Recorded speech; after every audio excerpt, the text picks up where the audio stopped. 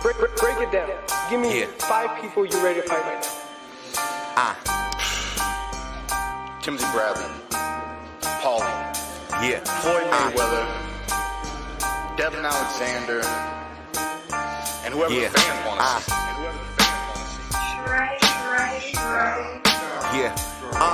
Listen, I told you give them something visual, so you went ahead and made your own YouTube-based TV show. It's an array of IPAs and fighters on the road. Got a question? Put them in your comment section right below. Barbershop talk while you're sitting in your living room. Pacquiao, Mayweather, and we can't forget the brews. Coming to you live with the scoops like a ladle. Allow me to introduce the boxing round table. Rollo Jenkins, boxologist, Zone 6, Dre, BT Pound, 78 Fight News, Blood Boxing. All right, it's time. All right, man. All right, listen, we're gonna go ahead and get everything straight. Let me give you guys a few minutes as usual, because I know it takes some time. We're doing it a little different. We keeping the sports attitude going. Today is just some good boxing talk for all my boxing heads out there. We will continue to cook on these sports and update you on all sports across all planes. But this is to particularly focus on the boxing community and some of the boxing nuances within sports. We all know that boxing is a niche sport. We understand that football, American football that is, and basketball are the dominant sports figures within the United States across Georgia, Texas, California, you name it, it is what it is. So to pay some homage to the boxing of sport and sport of boxing, we're going to go ahead and cook on some of the conversations that are usually had within a boxing conversation and try to bring some of these ideologies and these thought processes into perspective. All right, so as you see, right, this is Boxing Talk number 10. I was on 6. This is Zone 6 Sports, and Fix Sports TV. Maybe Phil will show up. Maybe some of the other guys will show up. This is always interactive. It's not mandatory, but it is kind of open and it is kind of fluid in that nature, right? So if you at work, grab your coffee, go ahead and ask for your lunch break. Go ahead and get your, PV on and stuff like that. And we're going to get ready to get started in a few minutes. Let me grab me a bottle of water as well, too. Let me let you get in spot to adjust your headphones and all that good stuff. And we're going to go ahead and crank it up. Today's topic on Boxing Talk number 10 is going to be accolades and how it relates to boxing conversations. We're going to have a conversation on boxing records, how it relates to boxing conversations. And we're going to have a conversation about resumes and how it relates to boxing conversations. All to wrap up boxing talking points that are strong and are not abnormal, but that is usual to the boxing game to itself today, right? So again, let me get about 1 minute. I'm giving you about 1 minute to grab your things, finish rolling your blunt, go ahead and pee, go ahead and share the link. You get to come in here and thumbs up. Please don't do a drive-by if you can help it. Don't drive by. I want to hear some of the interactions. I want to hear some of the comments. We're going to keep it smooth and steady today. Again, Boxing Talk number 10, the accolades, boxing records, resumes, and boxing talking points in general. So allow me to go get me 2 bottles of water, and then I'm going to allow you guys to get yourself fixed, and then we're going to go ahead and cook it. Please go ahead and share the link and like it as you come in.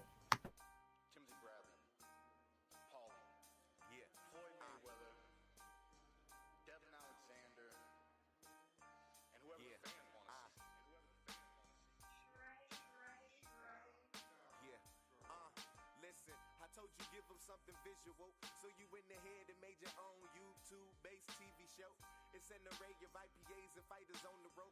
Got a question? Put them in your comment section right below. Barbershop talk while you're sitting in your living room. Pacquiao, Mayweather, and we can't forget the brews. Coming to you live with the scoops like a ladle. Allow me to introduce the boxing round table. Rollo Jenkins, boxologist.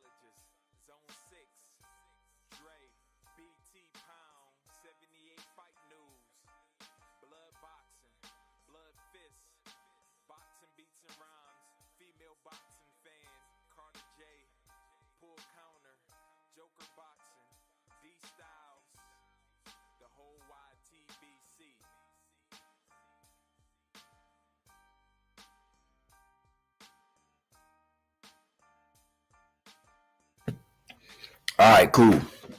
Let's go. We're strapped in. All right, man. I got some good kind of thought provoking questions. Um, let's talk about boxing, right? Now, there's a lot of type of conversations that can be had within the boxing community or in the sports world, right? Within the sports world and or boxing community or boxing world, you can have a conversation on who we feel as fans or sports writers. Who do we feel is the best? Why, how, and what that should look like and how to describe that. Okay? So, for instance, in basketball, when you do LeBron James versus Michael Jordan, the fans in basketball have a understanding that the whole person concept is to be taken into equation. Okay? Shout out to all my basketball fans out there. When it comes to football, the football fans have a base understanding on what is important. And that is pretty much going to be rings, followed by records that you may set in your individual performances, right? Now, in team sports, sometimes a resume may come up and sometimes a resume may not, right? Because in most sports, we understand that you're going to have wins and losses. Now, it used to be an understanding about wins and losses, and in boxing, in some case, draws, right? Now it seems that that has taken a turn to the left, meaning that there's a lot of onus on being undefeated, keeping your O, protecting your O, not afraid to let it go, boxing politics. Now, that has worked out maybe for the fighters on their behalf, but it has not worked out for the fans. So most sports will allow you to compete and have a schedule, right? You don't really have any say in who you compete with. Boxing is a little different because it's more like independent contracting. You understand what I'm saying? It is more along the lines of you get to freelance and you get to freestyle. So this is a comprehensive look for boxing and at boxing and specifically boxing conversations.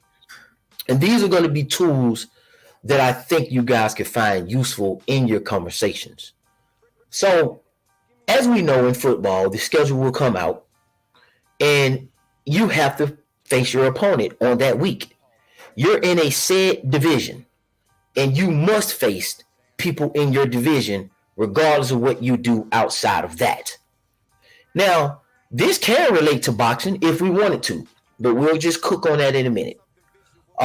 Also, keep in mind the last video that me and the Fix put together, which was bringing back high school or implementing high school boxing for these high school kids so that we could build a reputable program and lineage for the sport of boxing.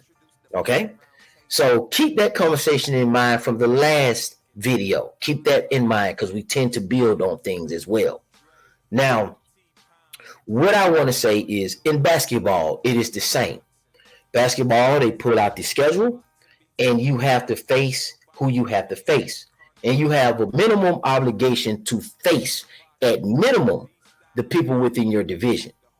Even in golf, say golf is a individual sport, right? You have to compete with the people who are within the tournament, who qualify for the tournament. You don't get to just freelance and maneuver around your opponents and your would-be opponents. And boxing has a trickle-down effect because the fighters and the sport itself allows for maneuvering and independence. So far to the left, there's been a lack of balance. And that even takes place in the conversations. So within our conversations, there's not a foundation to capture and stabilize things that are nonsensical. So when you look at football, no one in football will contest the amount of Super Bowls that Tom Brady has won. nor Troy Aikman, nor Terrell Davis. You just wouldn't get that. Okay, in basketball, you don't contest LeBron James' amount of rings that he's won. You don't get to contest Michael Jordan championship runs and rings that he's won, Kareem Abdul-Jabbar, Magic Johnson. Those are just the foundational standards laid in other sports. When it comes to golf, you don't get to contest the Masters, you know, how many Masters somebody won. And in tennis, which is also an individual sport that can also be a dual sport with a dual partner. Even in tennis, you don't get to duck and dodge and decide who it is that you choose to face. NASCAR, everybody's on the track at one given time, and whoever qualifies, qualifies. But for some reason in boxing, these boxers, these athletes, are allowed to operate with impunity because they say that it's a high-risk sport. Well, that's not a good excuse. That's not justification to not give us the best fights. Because the truth be told, that if you were to give us the best fights sooner rather than later, you could shorten up your career because you'll get bigger paydays, you'll get better paydays, and you'll get a quality resume. So we have a scenario in which the boxing fans, boxing critics, and boxing writers have to follow the suit to some degree. And they get to a point to where the boxing writers and boxing fans start to adopt these philosophies and adopt some of these principles. Now, I'm not saying that that's wrong or right for you, or I feel some type of way about it. I'm just letting you know that it's just me adding to the conversation, and it is just me being observant of what I see and what I hear. And it's just something to point out and to tackle as it stands today. Now, how do you guys, and this rhetorical in nature, or you can, when I drop the link, you guys can engage if you choose to through the chat. Here's a question for the chat. When it comes to boxing, and you're having a boxing conversation, and you lay down a premise or a conversation of some of the sort, and you were to say, I think that Sugar Ray Robinson is better than Thomas Hearns. I think that Sugar Ray Leonard is better than Floyd Mayweather. I think Mike Tyson is better than Holyfield. Things of those natures, things that we talk about all the time. How do you prioritize in your mind as an individual? How do you prioritize what do you consider to be a better boxer than the other? How do you rank things? How do you look at things, right? And as you see, I feel that if you look at the title, I believe in accolades. I'll break down that in more detail as we comb through the video. I believe in boxing records. I believe in resume, okay? And I don't believe in nonsensical bullshit boxing talk points. So, for instance, let's tackle this bullshit talking points that I'm talking about. For instance, if we're in a conversation or just a premise, right? We understand that if there's an undisputed title to be had, and there's only one of those, and you were to rank all the 100 boxers that are seeking the title, the undisputed title, right? You get the champion, and then you get the top 100. Okay, that's a pretty strong, direct line to the champion, right? Because number one is number one, number two is number two, number three is number three, number 50 is number 50 for a reason, right? Okay, we're talking about one lineage, undisputed crown. And there's a champion, and there's the top 100 rated boxers in that specific division, whether it be welterweight, heavyweight, light heavyweight, middleweight, whatever you call it, right? So you're going to get true number one contenders, number two contenders, number three contenders, 4, 5, 6, 7, 8, all the way down to 100. Those are truly ranked contenders within the world, okay? But let's say you start to add more opportunities to win, okay, and be accomplished at that. What do you mean by winning? Can't you just win within the top 100? So if you rank 100 If you fight number 90, then you fight number 80, then you fight 70,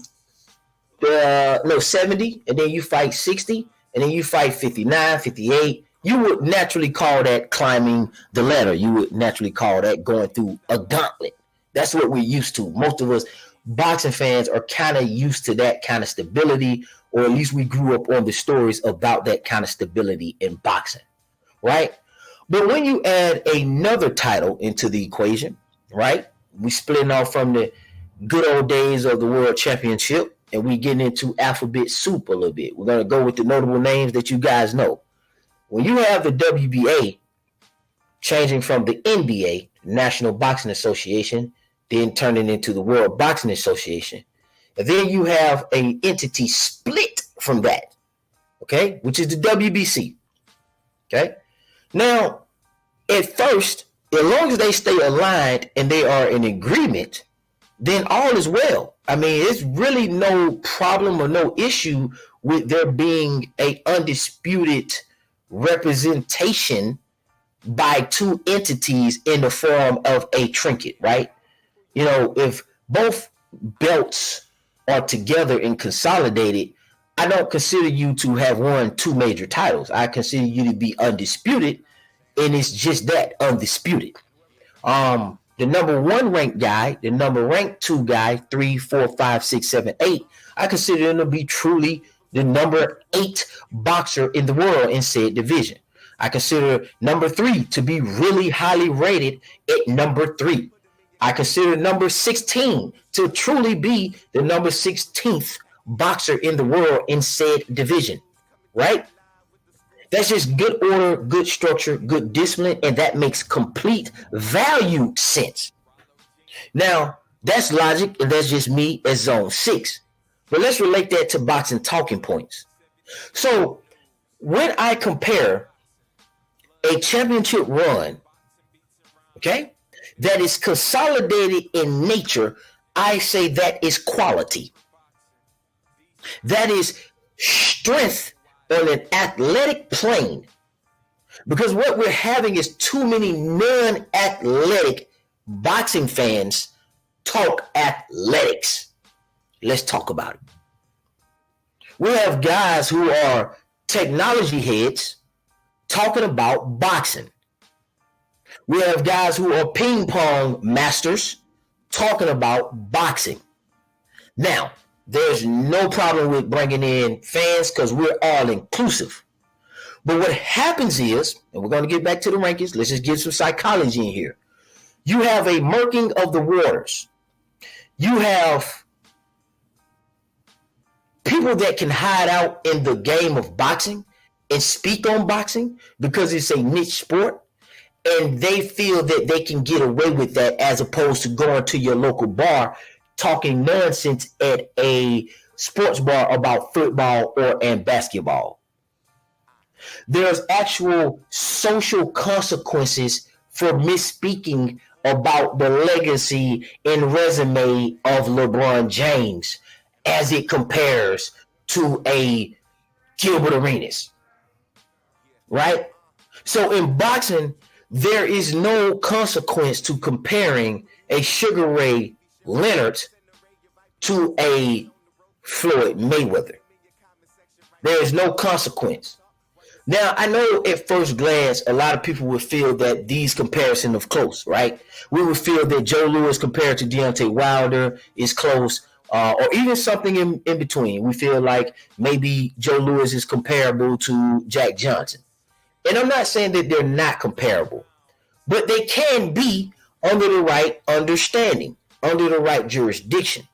And I just believe using common sense and using athletic understanding that 1, quality is better than 4, quantity. So you have an argument over quality versus quantity a lot within the game of boxing. And what happens is a lot of guys will flood you with a whole bunch of information within a conversation about a lot of non-valued attainments and accolades in comparison to somebody who has quality in singularity as opposed to a whole bunch of multiple opportunities. So now going back to the WBA and the WBC, we're split. I gave you brief history on that. NBA turned into the WBA. NBA, Non-National Boxing Association, World Boxing Championship, right? World Boxing Council. And then we get the World Boxing Association. Okay, those two are together. Okay, so everybody ranked under that makes sense. Again, number 16 is truly the number 16th boxer in the world. Nothing to be shamed about, right? But then when those two entities split, now you have a difference of opinion. Now you have different writers, different fans confused on what's really real. So now you have choices. So now you have a choice to decide socially, historically, who you find to be the better. Now, for me, as a real, when I say a history major, I'm talking about a real history person, a real person who's taken historical methods, critical trends and issues, pre-modern history, postmodern history, Reconstruction period.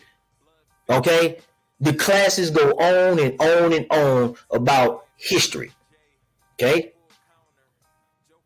So when you take these understandings or involve yourself in the course of history, you understand history is an interpretation of what's written. All right. So we get that. We get that. But now back to the undisputed. Once the WBA and the WBC decides to split, okay, and then you add another entity in it, which will eventually become the IBF, and then ultimately become the WBO, we have 4 different options. So now things become diluted. Things become diluted, okay? And after each one of these talking points, okay, I'm going to ask a question, and I'm going to ask you to participate, whether you play back game or you live in HD. I want to get you guys' opinion. Now, we at the 4-belt era. How is it possible for a 4-belt era champion to be better valued than the 3-belt champion era before the WBO came in, when we still had the WBA, the WBC, and the IBF? How is it possible for a 3-belt champion to hold more value than the 2-belt champion era, WBA, the WBC? How is it possible for a 2-belt champion era champion to be more valuable than an undisputed champion? Can somebody make that make sense? This is just strictly talking about the accolades part of the lineage of a belt. If I am undisputed, therefore making all the contenders ranked under me truly number 1s, truly number 2s, truly number 3s, right? And I fight number 1, 2, 3, 4, 5, 6 on a consistent basis during my title run. And then we expand that. Let's go to the macro. Let's explode back out to the 4-belt era. Boom. Back into the 4-belt era.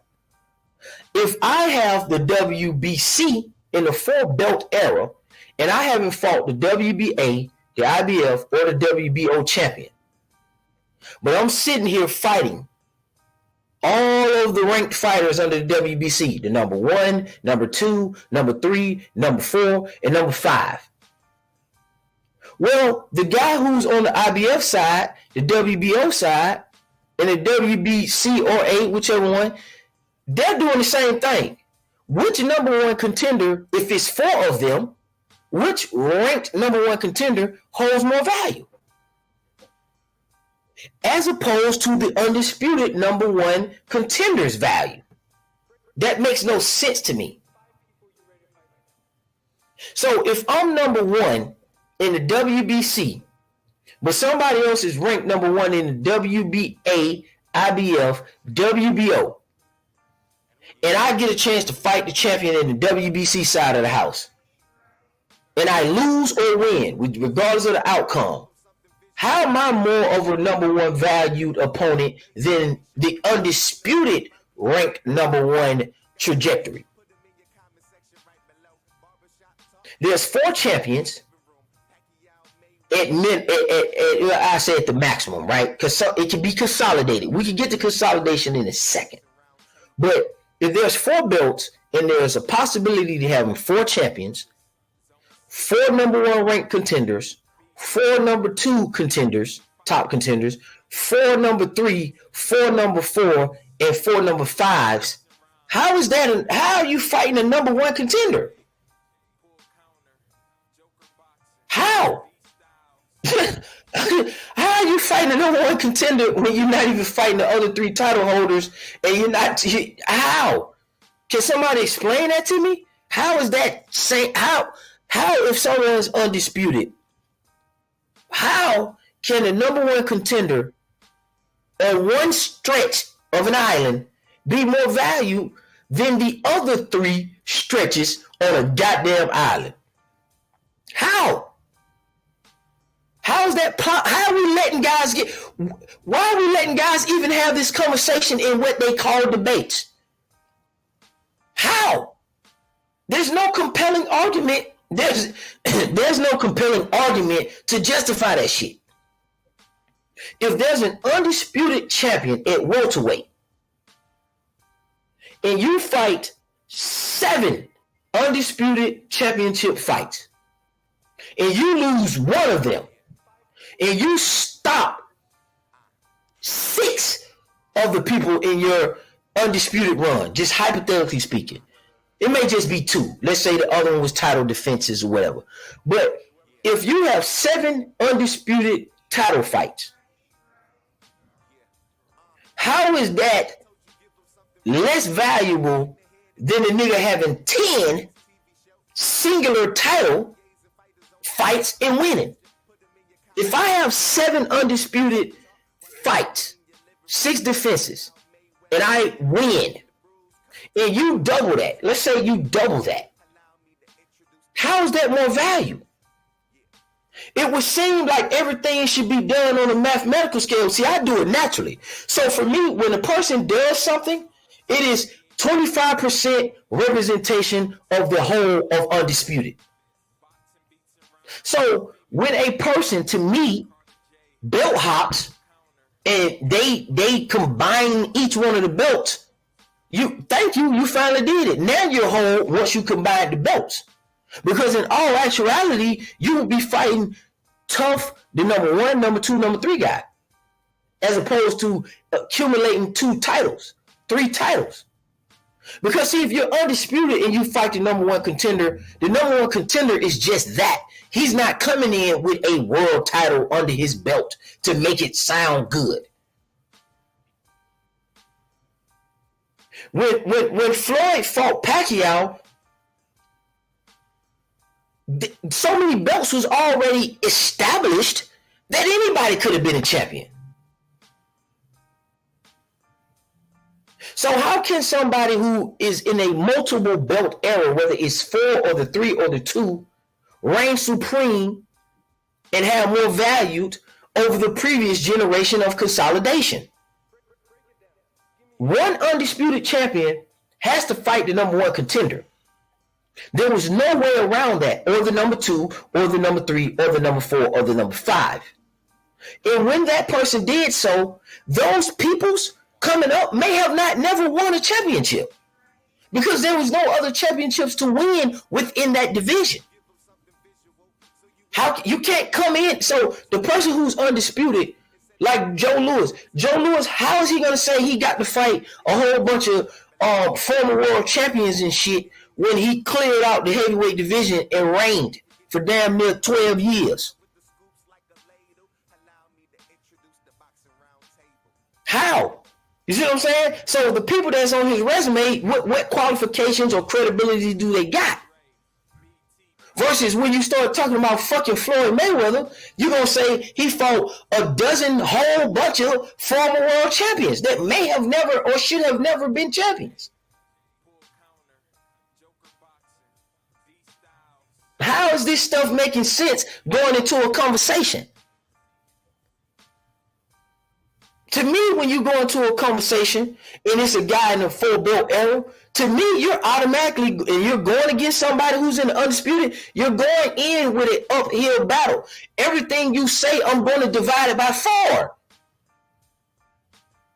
That's what you support. That's basic math, man. This is basic math to allow for adjustment, to allow for inflation. So when motherfuckers say Floyd won, so let's talk about money and Lennox Lewis and Mike Tyson. $30 million ain't the same as $30 million today. When Mike Tyson and Holyfield was getting that $30+ million per purse, and Floyd got his 32 for Showtime, that 32 ain't the same as it was in the 90s.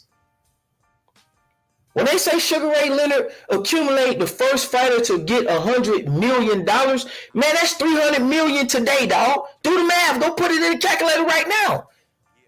It's 3 and some change. So don't get on here telling me that Floyd Mayweather has earned X, Y, and Z when Sugar Ray Leonard has done the same thing. See, these guys are just getting on here saying shit and not adjusting based on the metric of boxing. Let's tackle the bullshit conversations.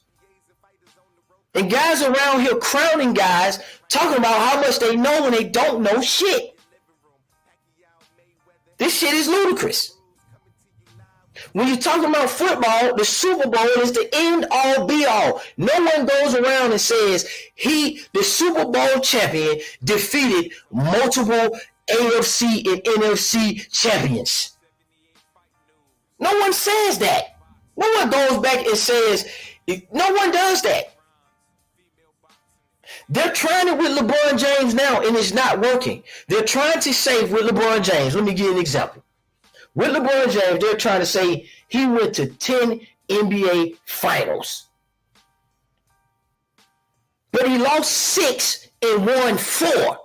Jordan went to 6 and won 6. The hell is we talking about?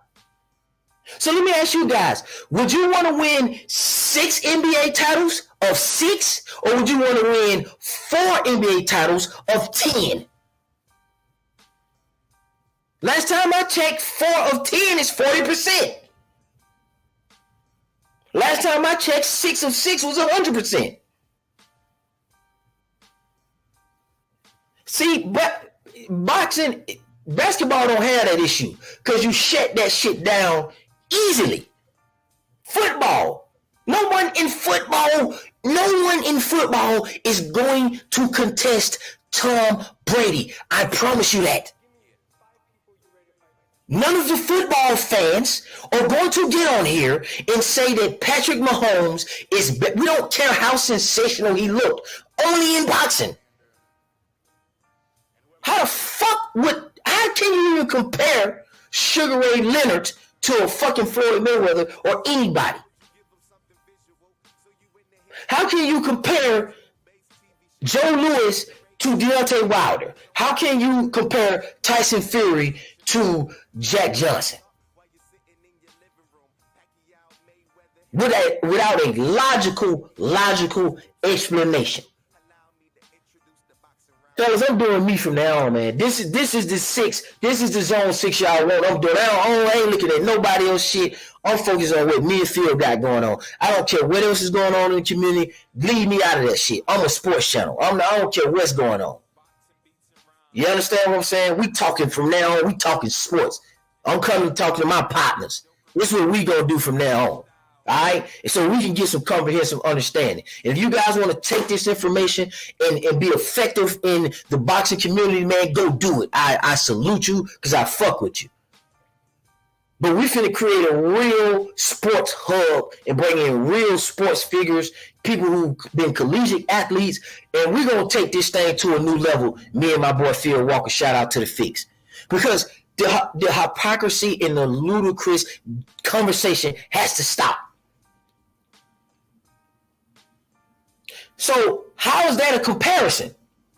How is a multiple belt champion nigga that jumped from from belt division to division to division, how is he comparable to somebody that had an undisputed run?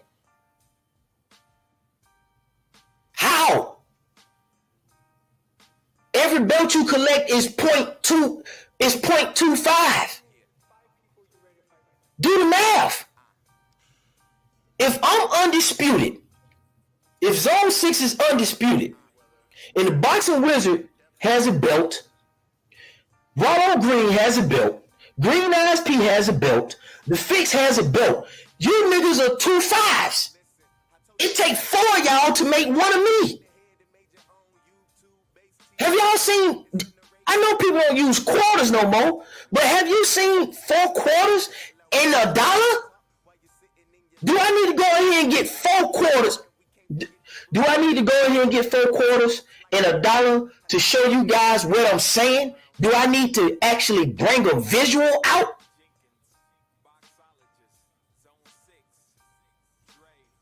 Think about that shit.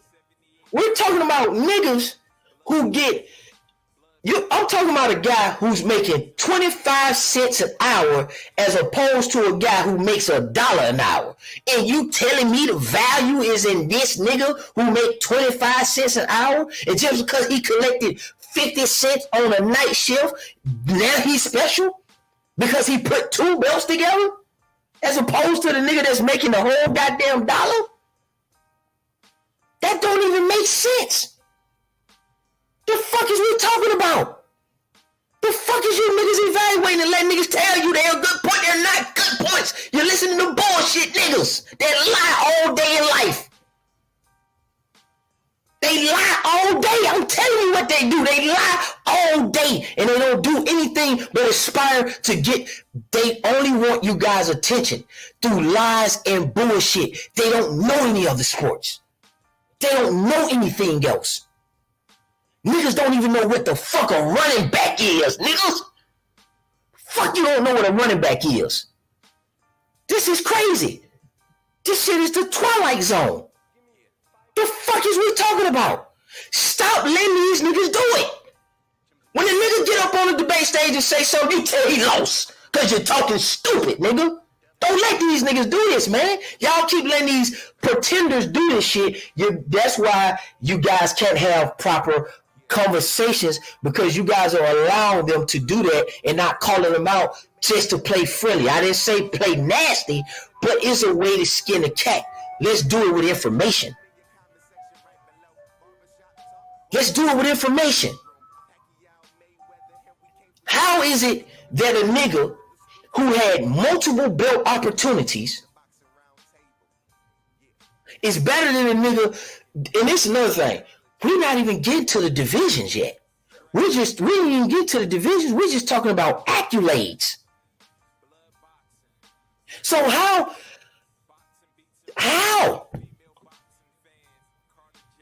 I don't give a fuck about the outcome. And this is another thing, man. Niggas don't listen to questions, man. Niggas gotta listen to questions, man. Niggas think they be answering questions and they be bullshitting, and that's cool. That makes sense from their perspective, because they're gonna say anything to win, and I get that. But as a person who wants to participate in judging conversations or debates or just topics or hangouts across the boxing plane, we're not talking about just everything specific to YouTube. I'm talking about, this is a conversation that I'm having with. This conversation that I'm having is for people that I'm going to bring in here in the future. This ain't even got nothing to do with the fuck going on with y'all niggas no more, except my partners who come over here to support my channel. This has nothing to do with nobody else that's already established in this community, because me and Phil already told you we're out of here. We're done. We're not going to say that too many more times. Just want you to know, because I don't want anybody coming over here mixing me up in none of that shit. Leave me out of it. We're moving forward, because we got some football content to come out. These basketball finals are going on, and we got the Olympics coming up. We fuck with Sha'Carri Richardson, and this kind of thought process has to go into these other sports. I'm not going to adjust my logic to fit boxing because you niggas want to lie and win conversations.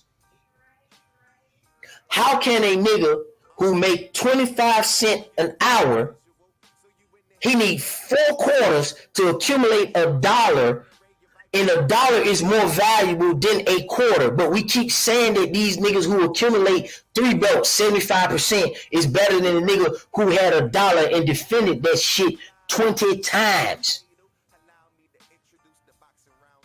So what are we talking about? So I don't understand. So when you say a person fought multi-world, Victor Ortiz, why the fuck?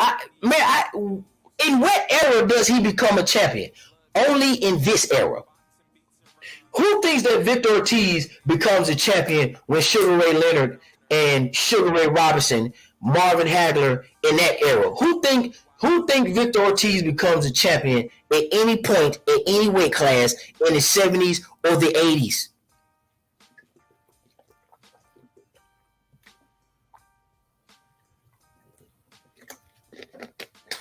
Huh?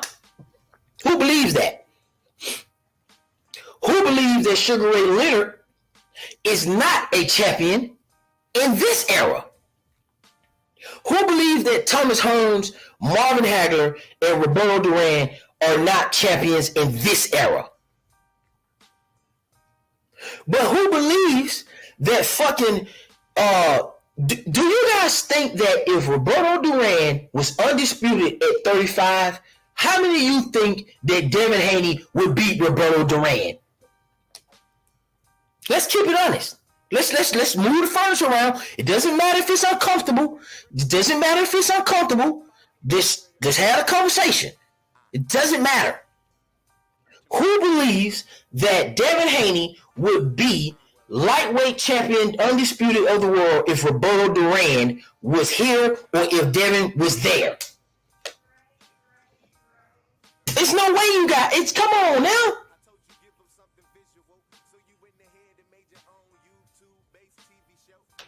That's why boxing has slid down to the fucking wayside, because of this thought process.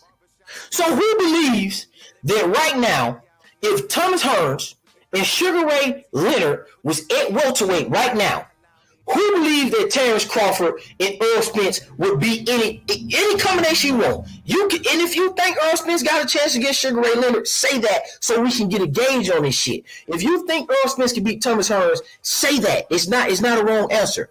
Who think that them two niggas would be fighting for undisputed if Sugar Ray Leonard and Sugar Ray Leonard and Thomas Hearns was in the division right now at welterweight?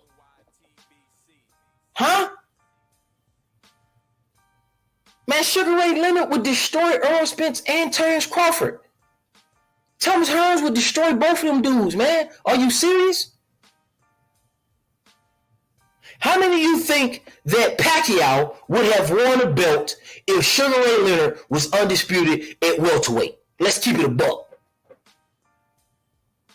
How many of you think that Cotto would have been a world champion at 147 if Sugar Ray Leonard was sitting there with both the fucking belts? Huh? I don't think if Tito Trinidad was there, I don't think none of these niggas would be champion. At 147? And we don't have to get too cute. We don't have to get all the way back to Henry Armstrong and Sugar. If I say Sugar Ray Robinson name, them niggas all die. There's no way he killed the man in the ring. We already know that. So we know you ain't fucking with Sugar Ray Robinson. Let's move him out the way. I'm just trying to get it a little bit more comparable.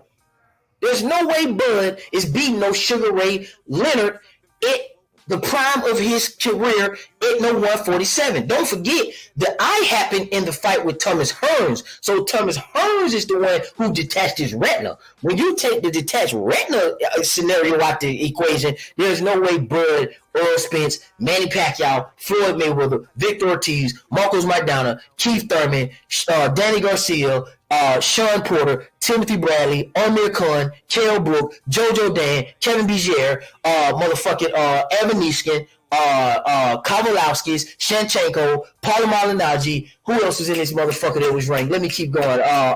None of them beats him. None of them.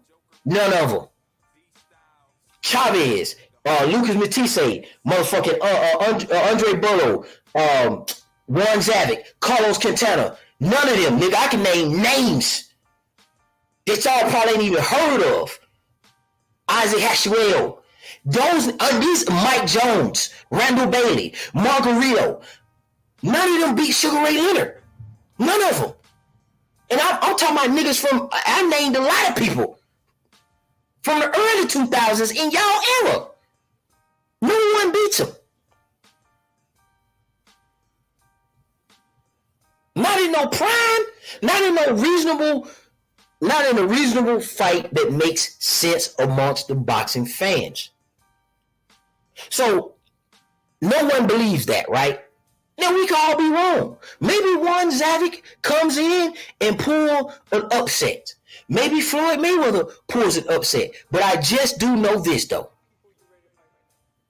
I do know Sugar Ray Leonard beat the dog shit out of Floyd Mayweather's DNA predecessor, which is his daddy, who fights similar to him. And Floyd, that's why he fights in Vegas, so he can continue to get those non-illegal shots in his hands, because he can't fight in New York because the substance that he used to shoot in his hands to protect his hands is illegal in the New York State Athletic Commission. It's legal in Vegas. So Floyd is allowed to shoot his hands up with whatever the shit is he does, and it allows him to soothe his hands or whatever implication it does for his hands. That's why he fights in Vegas. That's why he fought in Vegas. All the political clout, all the extra amenities, which is smart. That's what he's supposed to do because boxing is in Vegas. But Floyd used to inject his hands. Everybody already know this if you're a boxing fan. So stop with the jokes. Floyd Mayweather got brittle hands. And if it wasn't for the substance being allowed to be ejected in his hands on the hush-hush in Vegas, he wouldn't be where he was. He'll break his hand every time he fight, like Paulie Malignaggi. Paulie Malignaggi just don't have the money or the cachet. And plus, Paulie Malignaggi used to fight outside of Vegas, remember? That's why you see, think about it. A lot of people hurt their hands. Floyd didn't hurt his hands, although Floyd had hand problems, because he was allowed to get the treatment in Vegas because it was legal. But even with that treatment, he just didn't have enough pop to keep Thomas Hearns, who can box, or Sugar Ray Leonard, or Duran off of him. That's just what it is. That's opinionated, right? That's a talking point, okay? But when it comes to these accolades, you cannot place value on guys who are multiple belt world champions and try to word salad us into believing that because you say he got former world champion, yeah, but they're former world champions because there are multiple belts. There's multiple avenues to get to a championship belt. So how the fuck can we say someone who consolidated, such as a Joe Louis, he didn't get to fight outside of the guys from the 30s? You're talking about your Primo Carnera, you're talking about your Max Schmeling, your Max Barrow, your James J. Broderick, right? He got his on front end. Joe Louis, I'm talking. He got his former world champions on the front end. But once he could dispose of them and clean them out, what former world champions after that can he fight? Time and space is going to separate that. Eventually, Max Schmeling and James J. Broderick and Primo Carnera, they're going to fall off your resume. So when he does his 12-year run, and we start getting the last 8 years down to the last 6 years, down to the last 5 years, but in those last 5 years, those can only be undisputed defenses, bro. Because at this point, we're talking about a pool of contenders. These guys are not coming in saying they're former world champions because they picked up some fucking belt out of the fucking trash can that people have known to be thrown away, such as a Riddick Bowe. Dude's just around here throwing the belts in the trash. Just not to fight people. Then we got guys on here talking about, no, that's not the whole story. Really, Lennox ducked him? Man, this shit is crazy. I don't know. I don't give a fuck. Flim flam, tomato, nigga. I don't give a fuck who ducked who. We didn't see the fight between Bowe, and we didn't get to see the fight between Lennox Lewis because one nigga decided to throw the belt in the trash. The rest of that political shit is on them niggas. But what I do know is the four fighters that needed to fight each other during Sugar Ray Leonard, Thomas Hearns, Marvin Hagler, Roberto Duran, they fought each other. Accumulation of 9 times.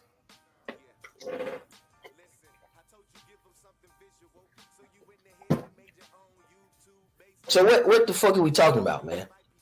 What are we talking about? What are we listening to and what are we talking about? That's just on the accolade standpoint. When we get to these boxing records, when you fight the youngest world champion ever, when you fight the oldest world champion ever, how does that sit with you guys, right? Let me ask you a question. When you say you fought the youngest world champion ever, as opposed to fighting the oldest world champion ever, what does that mean to y'all? I'll tell you what it means to me. It means that you fought a guy with value that peaked just at different times and space within his life. So if you fight the youngest world champion, I don't feel like there's a caveat to that.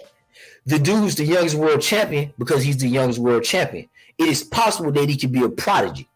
It is very well possible for a prodigy to be in existence, right? You had some of them guys in school or some of them guys in sports in middle school where they were just bigger and stronger than everybody. Or in college, got some guys that's bigger and stronger than everybody and they're peaking, right? That's what Benitez did. Youngest world champion ever. 17 years old. So then when you start looking at Joe Smith, who beat Bernard Hopkins, right? Oldest champion ever. Then you talking about oldest heavyweight champion ever, Joe Louis, right? Not Joe Louis. George Foreman, right? Those are just peaks at different times. So those records matter. When you beat somebody that is the youngest champion ever and the oldest champion ever, you got Benitez, 17, and you got Bernard Hopkins up in his, what is 50, 40 something, 48. Oldest champion ever. Then you got the oldest heavyweight champion ever within George Foreman. And then before that, it was Wildcat. And the youngest heavyweight champion ever was Floyd Patterson. And then after Floyd Patterson, it was Mike Tyson. Because a lot of people get this Mike Tyson thing too, just to touch on this. Like Mike Tyson is a guy that was a force in the 80s. He lost his title in 90, February, in Tokyo. Buster Douglas, we know that. I was 5 years old. A lot of his damage was done before he even lost to Buster Douglas at the turn of the decade in the 90s. So when guys be talking about Mike Tyson is a 90s fighter and the 2000 fighters, that's the dumbest shit I ever heard. He was undisputed before he lost it in 90. He did everything he had to do in the 80s. That's when he fucking fought Larry Holmes. That's when he fought Spinks. The fuck is we talking about? Trevor Burbick with a C, WBC. Bone Crush R with an A. That's how we get WBA. The fuck is we talking about? This shit ain't hard to remember. I say that again. Trevor Burbick with a C, WBC. Bone Crush R Smith. I heard that nigga name. Bone Crush R Smith, WBA. That's all before the fucking 90s. The fuck is we talking about? Fuck is we saying Mike Tyson is a 90s? Nigga, he's 80s. The fuck is we talking about? This shit is crazy. How the fuck is it in the 90s when he was locked up 3 years of his fucking life in the 90s? And he had dropped the belt to Buster Douglas in 90. The fuck is we talking about? His downfall was damn near through the entire 90s. He got stopped by Holyfield in the fucking 90s. He beat the man here in the fucking 90s. And we're sitting here talking about I grew up on Tyson and I know all about Tyson. What the fuck is we talking about? You niggas don't know Tyson. You fucking lying. The fuck is we talking about? Then we get the 2000s Tyson. That's the fucking medicated marijuana. I'ma fuck you white boy until you love me and all that weird shit Tyson. The tattoo face Tyson. The deranged medicated Tyson. The fuck is we talking about? And then we taking arguments and circumventing back into the 2000s. Nigga Larry Holmes, he fought in the fucking 80s. How does that credit? Bro, I tell you, man, you niggas are dumb, man. You niggas who be talking on here is dumb, man. That's why when I come around, niggas start moving and start complaining and shit and trying to do weird shit, talking about, oh man, Zone messing with me, this, that, and no, it's not. Nobody's messing with you. This is information that is obvious. Everybody know the 70s and the fucking 80s is better than the 90s and the 2000s.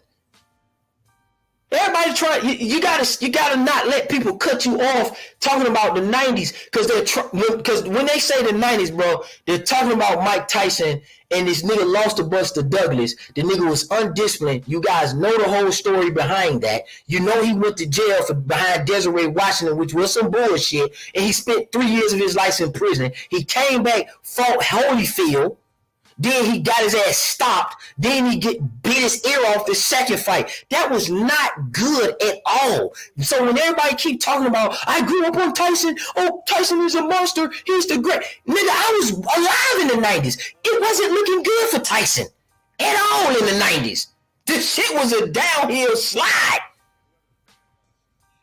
He did his damage in the 80s. I will say it again. Trevor Burbick, WBC, Bone Crush Smith with a fucking A. Larry Holmes, Spinks for the lineal to complete the undisputed cycle. Youngest undisputed champion ever. Was that done in the 90s? Fuck no, it wasn't. Was it done in the 2000s? No, it wasn't. So the 70s and 80s are better than the 90s and the goddamn 2000s. This is the craziest shit I ever heard. And guys are just on here flipping through notepads and paper and quitting and marking up the wall. Just answer the fucking questions. Just have a conversation. Bring what you know comparative to what somebody else's know. Because again, going back to football, just to make it make sense, we don't have to have these talks. Me and Phil is not finna argue about Tom Brady, dog. We gonna slide the goal out the way and we gonna break this quarterback shit down properly. We're gonna talk about Brett Favre, MVPs. We're gonna look at his stats. We're gonna look at him compared to Drew Brees. This Aaron Rodgers, well, Aaron Rodgers, you can put in there if you want to, but we'll say retired. Drew Brees, Brett Favre, John Elway, Troy Aikman, Terry Bradshaw, Peyton Manning, Big Ben. That's how we do it in football. That's how we do it in basketball. Kareem Abdul-Jabbar, Magic Johnson. Kareem Abdul-Jabbar won on every level. High school, college, and at the pro level.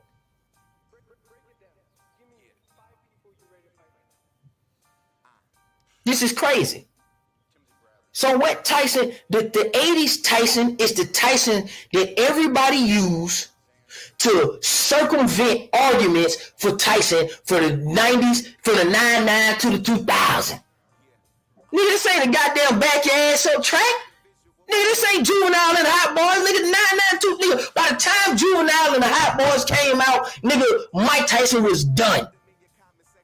By the time Nelly had you niggas dropping down and getting your eagle on and talking about it's hot in here, nigga, by the time we was snapping and popping and Youngbloods came out with the East Side Stomp or the A-Town Stomp as you guys call it, nigga, Mike Tyson was nobody. You guys act like Mike Tyson is this legendary nigga that just concluded his career in 2009 or some shit. No, this nigga wasn't shit when we was riding floaters. This nigga wasn't shit when we had long chains hanging all the way down to our dicks with long t-shirts. That's some social proof for you niggas. This nigga wasn't shit when we was hanging around with Timbos and Rees. No, he wasn't. At all. The fuck is we talking about? That was when we was little kids. Writing on a brown piece of paper with the fat number 2 pencil. That's it. That's what Tyson was good for some of us, niggas. You talking about niggas say I watched Tyson. You couldn't have. You couldn't watch Tyson. You sit here lying. If you ain't Bruce Gas or Jay Cotto, the OGs, you're lying. Nigga, you niggas are the same age as me, and I'm a little bit older than you niggas, and I was fucking 5 years old when Tyson got knocked out by Buster Douglas. So you stop lying, niggas. Stop lying. You didn't see Tyson. You just saying shit to win some cool points on YouTube. The fuck is we talking about? Now that's just the accolades. So when you get guys in here talking about they don't know what words means and shit like that, man, nobody has time for that, dog. If you don't know them shit, just say, I don't know. I kind of don't. I wasn't prepared. It really doesn't make sense to me. I thought I knew something that I didn't know. If you were born in the 80s like me, nigga, in 84, and Tyson got knocked out in goddamn 90 when I was 5. You see what I'm saying? How you niggas, if Smoke is an OG, Smoke, see, I know he probably side. Smoke probably was in college having fight parties. Blood probably was in college or high school or whatever. Bruce Gas is probably a grown man by then. So how the fuck are you niggas that's the same age as me telling me that Mike Tyson had his prime and y'all niggas having a whole conversation about a prime Mike Tyson in the 90s and the 2000s, and you telling me the 2000s and 90s is better than fucking the 70s and 80s because Mike Tyson fought in the 90s. You idiot, you fucking idiot. That's only see, niggas get away with that shit based on who they talk to. Niggas get away with that shit with niggas who they talk to, based on who they talk to. Show me your friends and I'll show you who you are. This is crazy. Let's keep on cooking though. Because I like to smash niggas and deliver the details too. So when we're talking about accolades, again, how in the fuck can an undisputed champion who has to fight a undisputed number 1, a undisputed number 2, a undisputed number 3, those guys don't have an opportunity to come in and say, I was a former world champion, unless they absolutely earned it and it was absolutely being undisputed. So if you're fighting in the undisputed era, if you're fighting a former world champion, they probably was undisputed, dog. That's what that means.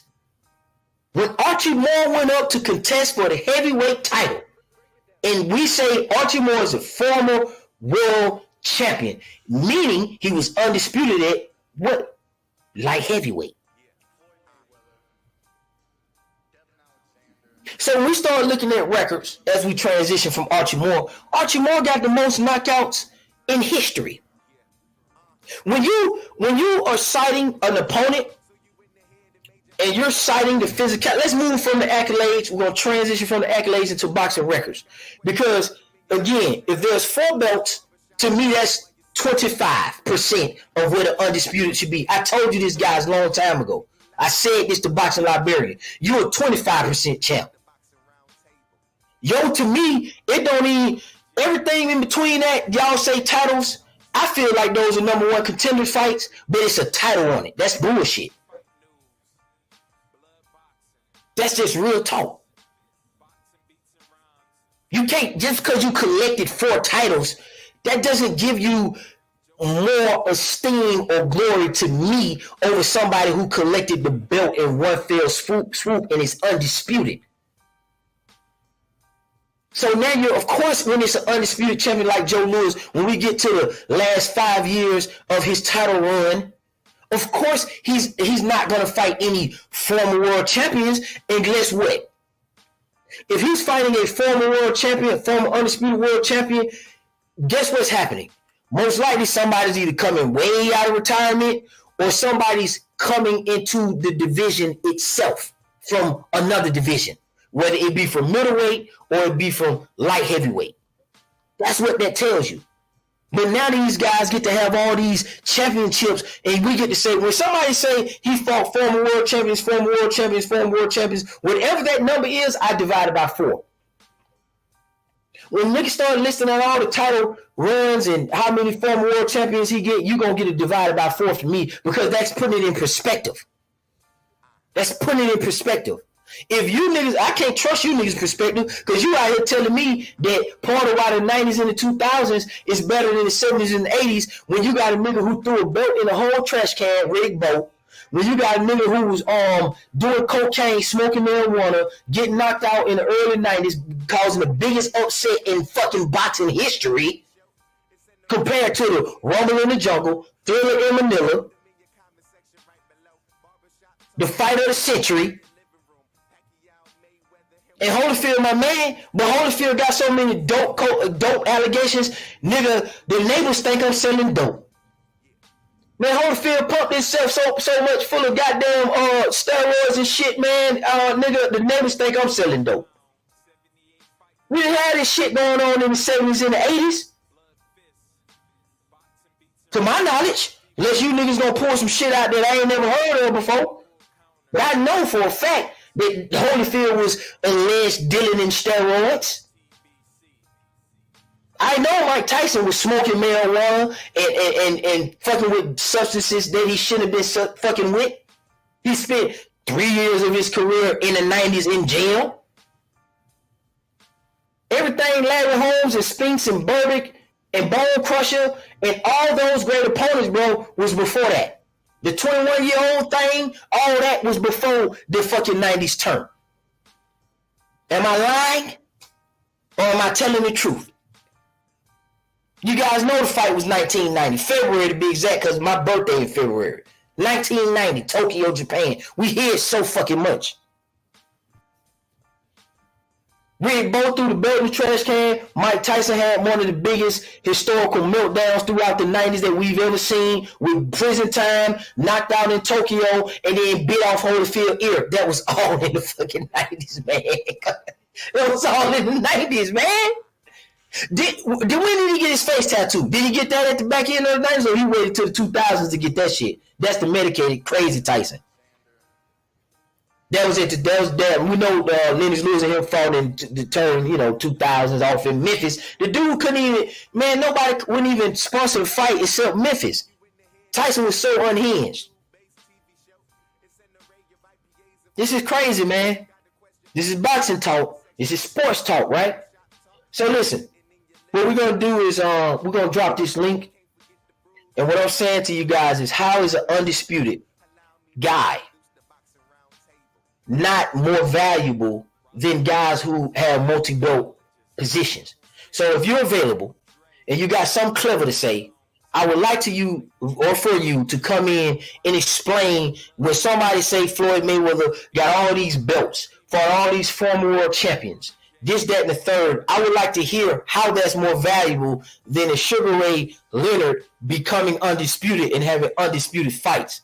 I want to know how that's more valuable than beating one of the greatest middleweights of all time, or arguably the greatest middleweight of all time, outside of Sugar Ray Robinson and probably Carlos Monzon, which most people don't even know who Carlos Monzon is. So explain that to me. We letting these guys get away with these conversations. Floyd Mayweather is a multi-belt era champion. That's 25%. That's 25 cents on the dollar. You cannot tell me that $1 is less valuable than 2 quarters or 3 quarters. There's just no fucking way.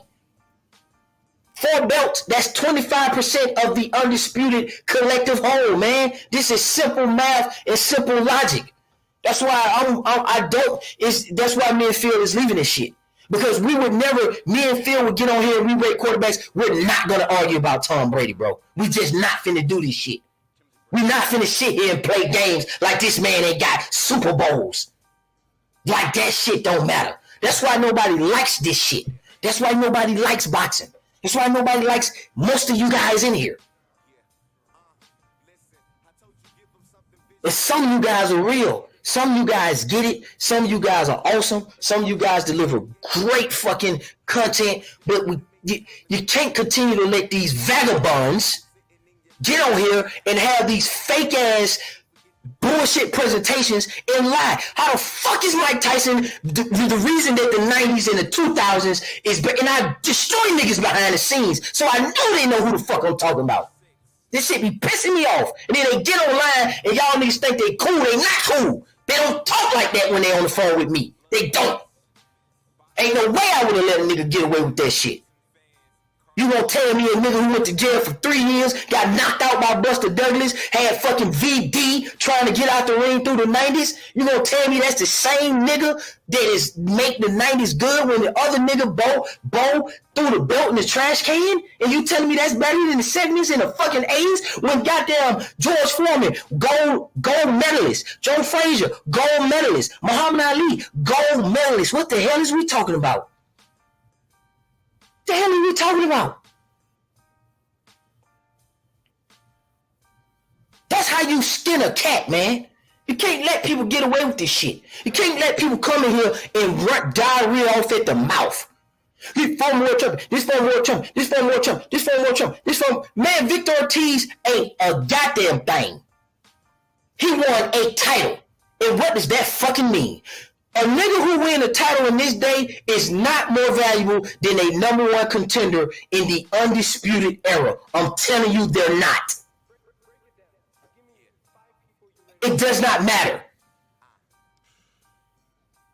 Floyd said the belts don't matter. Floyd said we not trying to fight to see who the best is. So don't come on here with this shit about no Floyd is the greatest. He said that he ain't trying to fight to see who the best is. Well, get on here telling me about no belts when the nigga himself said that he don't give a fuck about belts. Don't give me that shit. I ain't listening to nobody argument about nothing no more. I'm going to present what I know about boxing. The truth. That's how that goes. This shit is over with. The bullshit nigga era is dead with me on this motherfucker. As long as I'm on here, that era is going to die. This is the rise of the true sports fan era. And we taking boxing back from you niggas. Don't talk to me about that. I don't debate no more. I have conversations. That's what the fuck I do. I retired, nigga. I don't do that no more. I'm a historian now. I have conversations because it ain't worth it. We talking sports. Niggas don't even know what. Man, nobody. If you can't tell me where the goddamn point forward is, and a power forward, and a center, I'm talking about in both sports. I'm not talking to you. Your boxing logic is flawed. You have no logic. So these are bullshit talking points. Diarrhea at the mouth is not fucking good talking points. Just because you say a whole bunch of shit about world champion, former world champion, this world champion, this world, you got to give me context on why you gonna tell me that Victor Ortiz was good, as opposed to Davey Boy Green. You don't have to explain that shit to me. You don't have to explain to me why Thomas Hearns ain't better than everybody on Floyd Mayweather's welterweight career list. This Pacquiao shit, you talking about the nigga who got knocked out by Juan Manuel Marquez and Mitt Romney tried to catch his head and Janky was screaming and crying. Everybody had a moment of silence. Roy Jones said, I don't think he's getting up, Jim. And then Larry Merchant, Jim Lampley, one of them, came and said, and we have to wonder if we'll ever see Pacquiao fight again. That nigga? Man, come on, man. Ain't face down, ass up. That's the nigga, that nigga got KO'd of the year by Marquez. Go check the records. That is the KO of the year for 2012. And this nigga better than Thomas Hearns?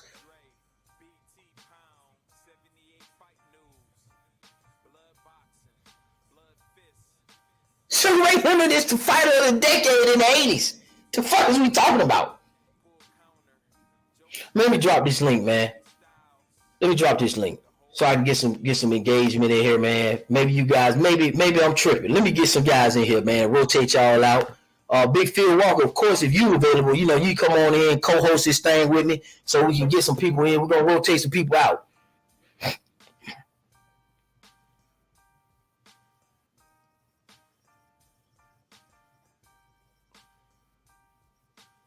Listen.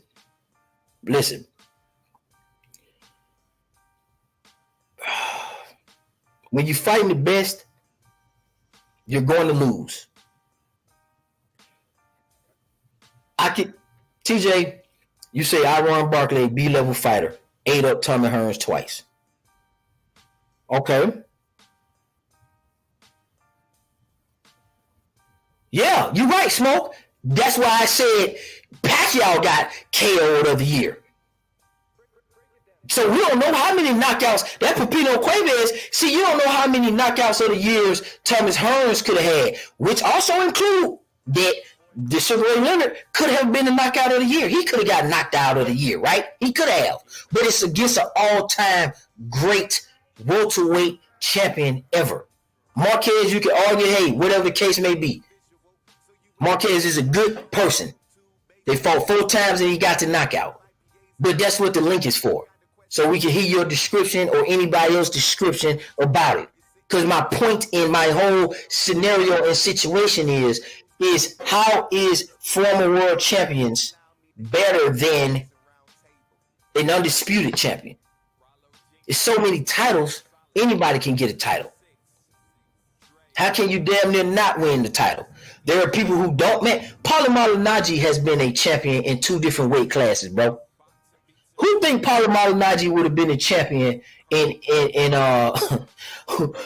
Paulo Malignaggi would have been a champion when Sugar Ray Leonard was around in the 70s? Let's do the numbers. 70s and the 80s.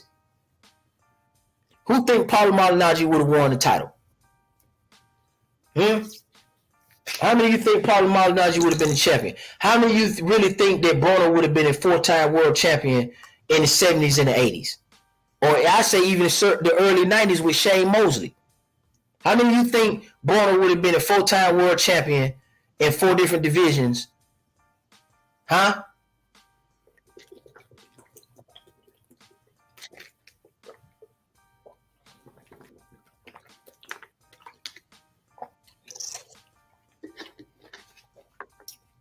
How many? It's just some things are just common sense. Now, if you believe it, I'm not against you. I would just like to hear stylistically, where do you see Broner fitting in? Where do you see Marcos Maidana fitting in? Where do you see Pacquiao fitting in? Where do you see Canelo fitting in? Where do you see a lot of these guys fitting in the 70s and 80s across welterweight, middleweight, and even up to heavyweight?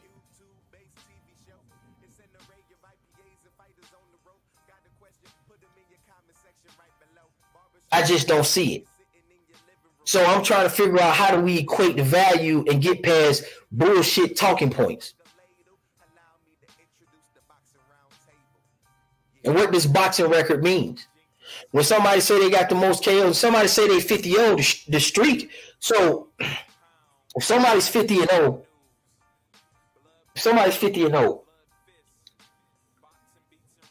how is that? What is the relevance of that when the streak is like 103 or 109? Sugar Ray Robinson had a 91 fight win streak. So so when somebody say they're 50-0, like even with the Rocky Marciano shit, what does that mean?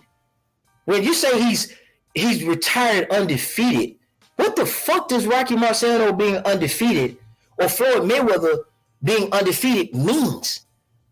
What does it mean? What is the value in that when the streak is 91 or the streak is 91 by Sugar Ray Robinson? He fought 91 times without a loss.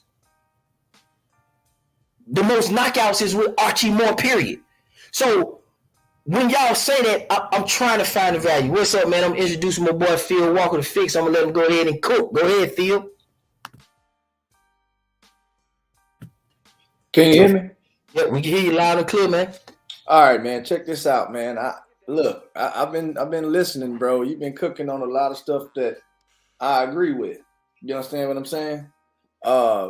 In large part, the Mike Tyson deal, I absolutely agree with that, because whenever I personally, and I was doing this subconsciously, to be honest with you, I've been giving Mike Tyson a lot of slack for a very long time. Whenever I do it, a lot of guys get a little bent out of shape, get their panties in the bunch. But the truth of the matter is the Mike Tyson that I saw with my own eyes really is the guy that you described. You understand what I'm saying? Now, I can admit that that run that Tyson went on in the 80s was impressive. But the truth of the matter is I'm even younger than you are, right? So I didn't necessarily see that. Now, obviously, I've read about it. I was able to backdate the logs and see it, but I didn't grow up watching that. I grew up watching the guy in the 90s. And to me, the guy that, and you know this zone, my favorite fighter is Evander Holyfield. That's the guy I saw in the 90s. I saw Lennox Lewis. I saw Big George Foreman. This is the guys that, when I talk about boxing, that I know I saw. This is the guys that illuminate the 90s to me. Obviously, Big George is an exception because he was a guy that fought in the 70s, and he just crossed over several decades because he's a fucking all-time great. Arguably, top 3, easily top 5 of all time. This is the guys that I saw in the 90s. It wasn't necessarily Mike Tyson. Tyson was around, but honestly, he was more known for his antics and getting in trouble, man. That's just the truth of the matter, bro. So I definitely agree with that, man. And I've been subconsciously putting Tyson in that box for years now. You understand what I'm saying? But yeah, as far as the undisputed argument, yeah, man. I mean, it's really, I don't even see why people debate that or argue that. I mean, you could touch all the belts, and that's cool. But to have them all at one time, that's just a different level to me personally. This is why for me, I think it's important that one of my favorite fighters, a guy that I've been supporting for a very long time, in Tyson Fury, I think it's important that he holds all those belts at one time. I really do.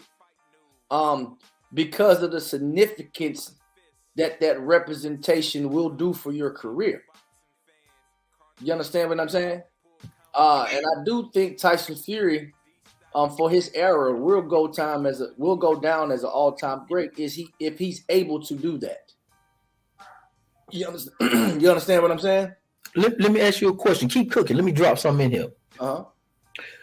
If I say to you, well, Tyson Fury held all the belts, what does that statement and how does that statement as a conversational point resonate with you? Now listen, to everybody out here, I'm talking to Phil Walker and I'm asking him this question because, see, I know Phil knows a lot of other sports.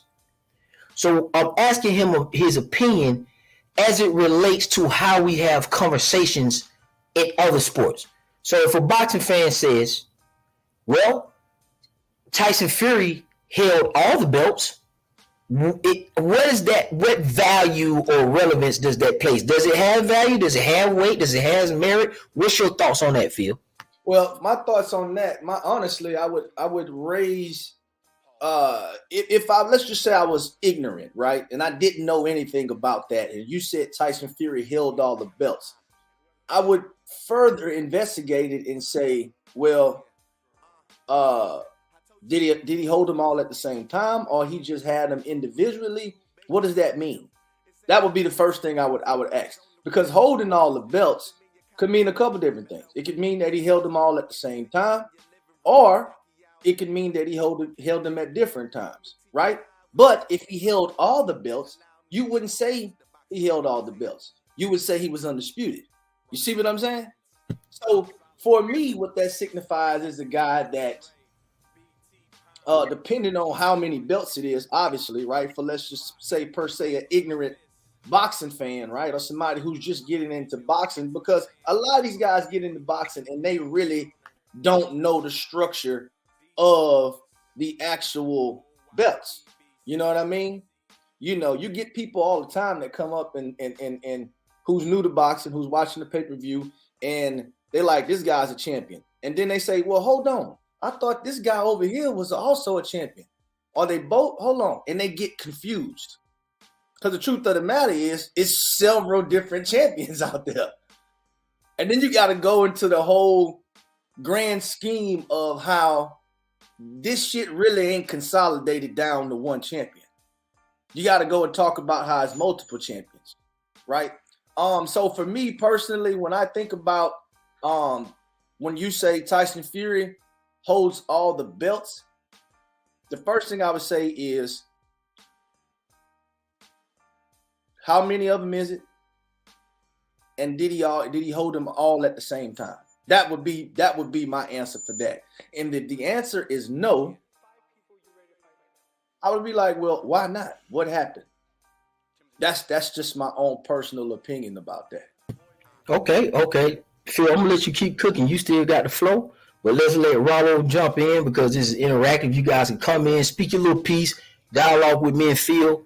We don't just have to stay on boxing. We on boxing today, but if you got some questions about football, you can throw that in there. If you want to get our take on the finals, you can throw that in there. Shakari Richardson is running that thing real quick.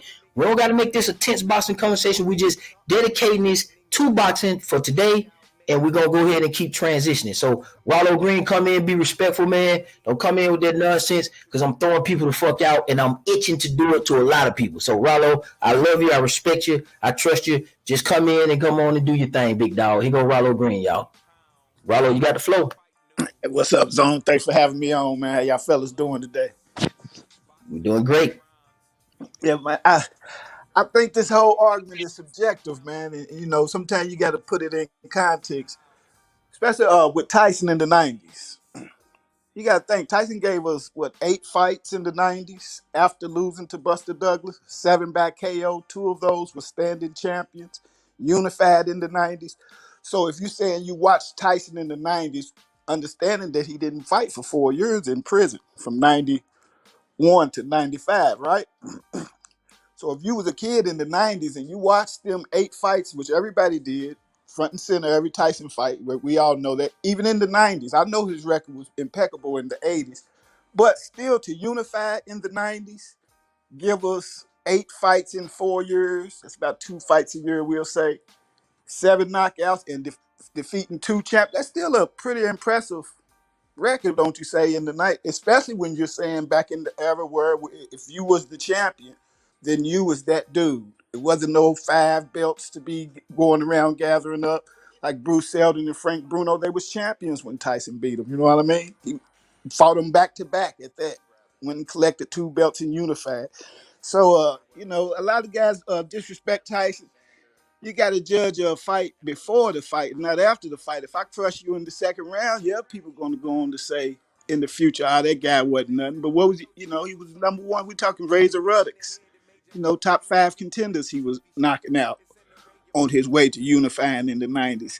So I just think that's a subjective matter when you're talking about Tyson's record in the 90s, depending on how you're looking at it. You know what I mean? We're going to listen. Let us introduce Blood into this.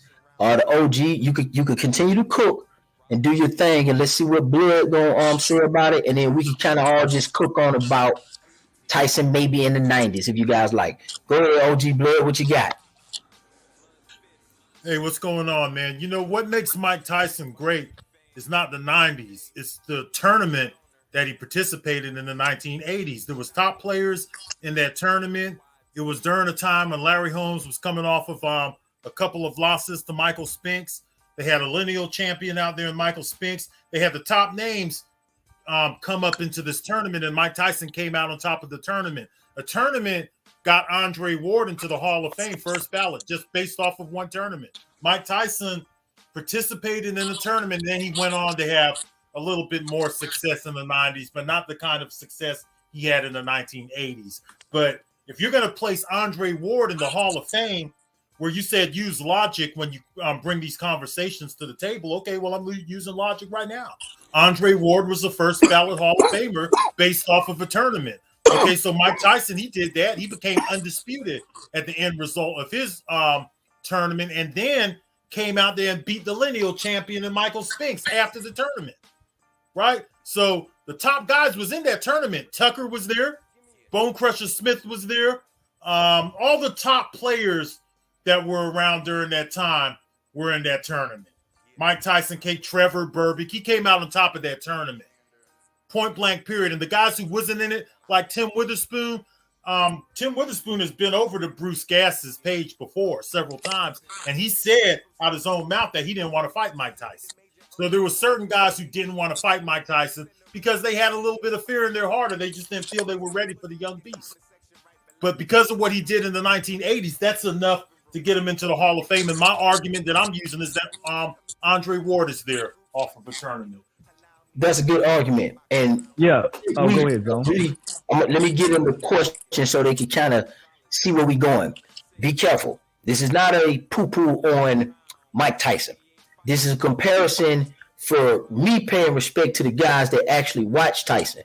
Because what's happening is I'm really conversating about my generation and the fallacies. A lot of guys are saying that they saw Mike Tyson and they're conflating what era is which. I'm not talking about Bloods and the Bruce Gasses and maybe even Rollo, because you guys may be older than me. A question is posed, and I'm going to get this back to Rollo and Blood, and then I'm going to bring in Bruce Gass, especially Bruce Gass. Which era of boxing was better in the heavyweight division? The 70s and the 80s or the 90s and 2000s? But what do you guys do for those guys who transitioned into the 90s from the 80s, like your Larry Holmes, your Mike Tysons? Which ones were better? And can you guys give us some of that history? So I got some of my OGs on here. Starting with Bruce Gass. You go ahead. What do you think? That was Mike Tyson, the return. That was that was a big time. But the like Blood was saying, man, that 80s tournament, that Don King tournament, every active heavyweight in the world was involved in that tournament. And the only reason Tim Witherspoon didn't fight Mike Tyson is because Tim lost his title to Pinklin Thomas. And Pinklin Thomas fought Tyson. And Tim and Don King had some headbutting back then. But Tyson didn't duck anybody. Tyson in the mid 80s, he cleaned out the heavyweight division. It was a sight to behold. If you were in there, every time Tyson fought, it was an event. Everybody got around the TV. Everybody ordered the pizzas, ordered the beer. Mike Tyson, heavyweight champ of the world, was almost like one word back in the 80s. And to judge him on the 90s, even Tyson said it himself. After he got out of jail, his mind just wasn't into it. And we all know boxing is 90% mental.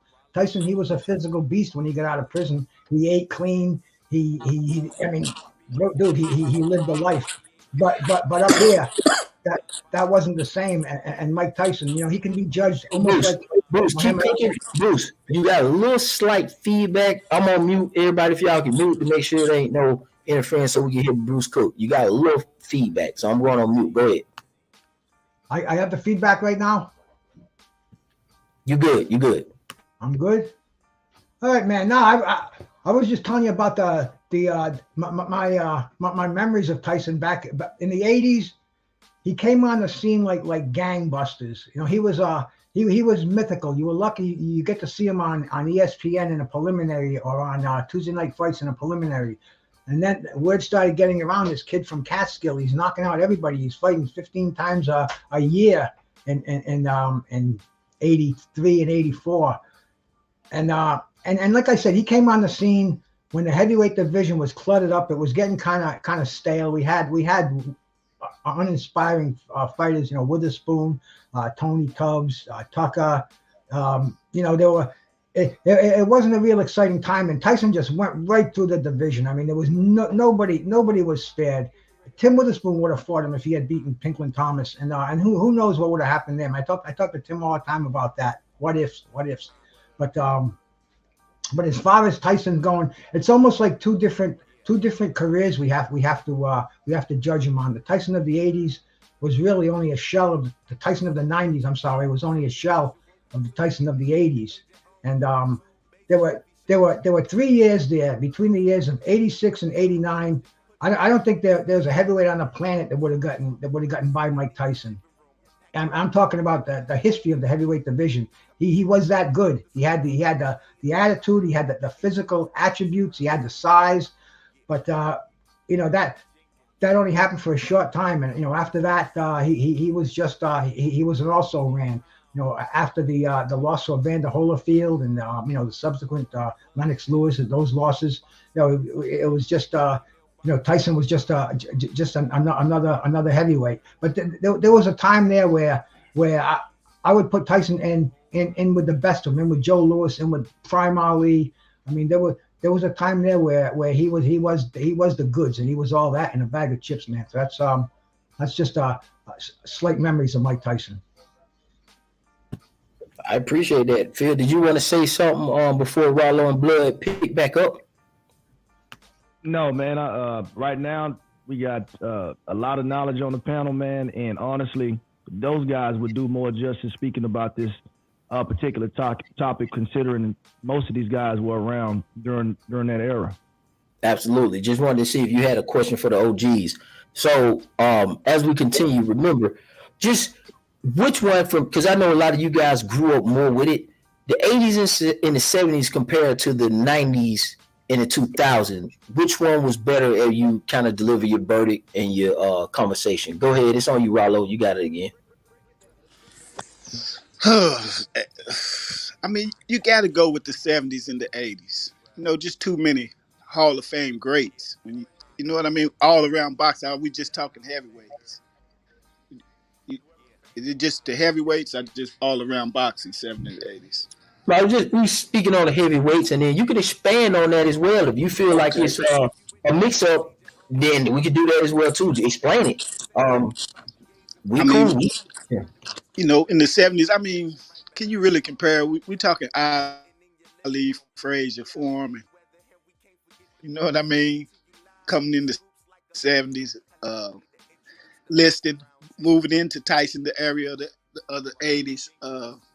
I don't think it's even a comparison, man. The 70s and 80s most definitely was the best era, but not taking respect away from what's the guy that threw the belt, Riddick Bowe and the Holyfield fights. Them was legendary fights. You know what I mean? Tyson and Holyfield is fights is legendary. So he had some legendary fights in the 90s, but nothing compares to the Rumble in the Jungle. Nothing compares to the Ali Frazier trilogy.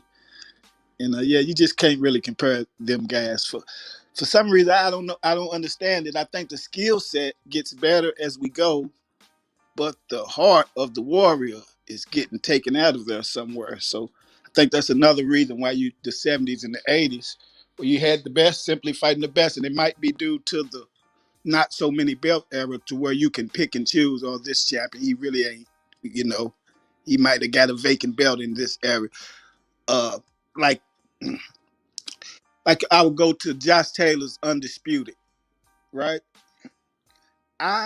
Boxing fans since a little boy, I'm 43.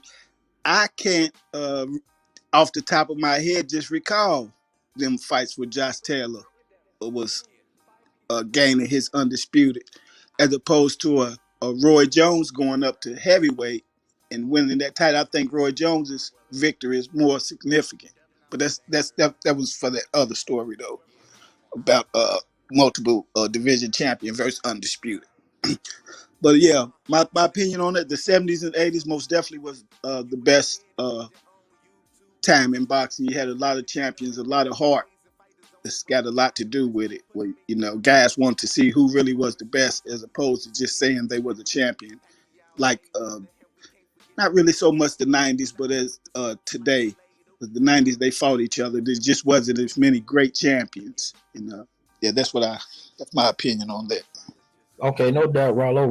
And when we saying Undisputed, I'm not talking about the fractured collective version of Undisputed today.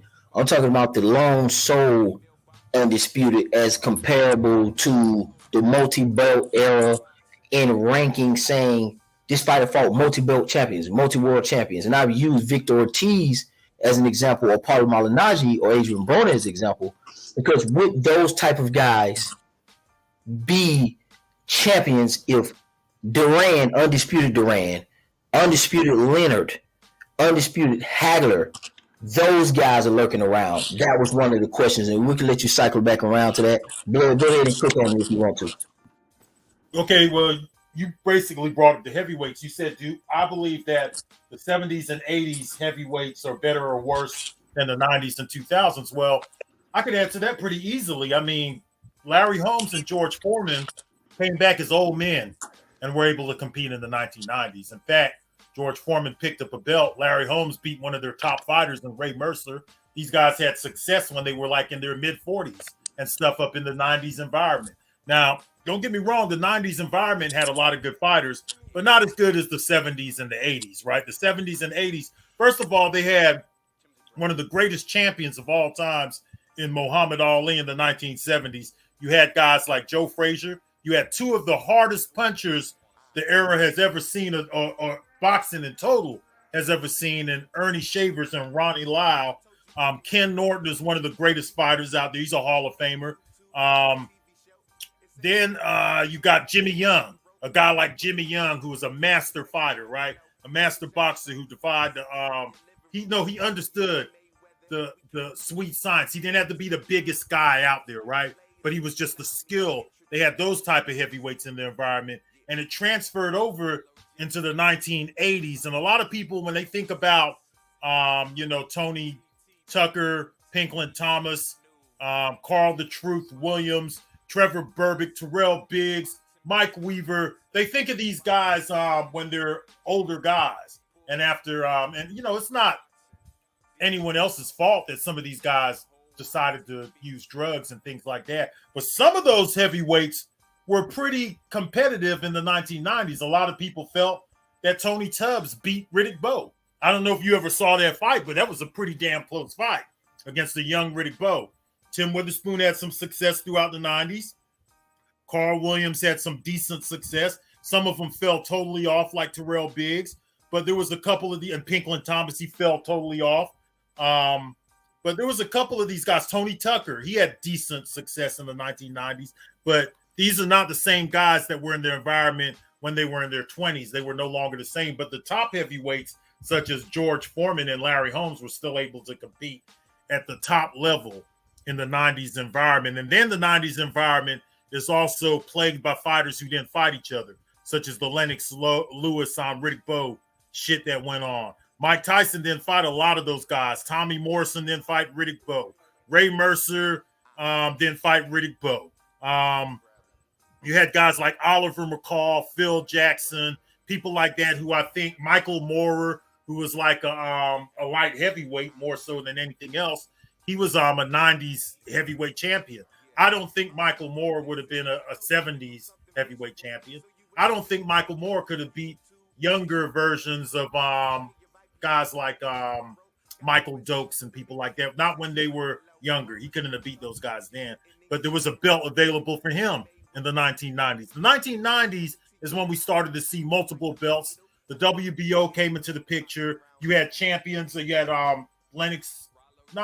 Ray Mercer and Herbie Hyde and guys like that carrying the WBO strap.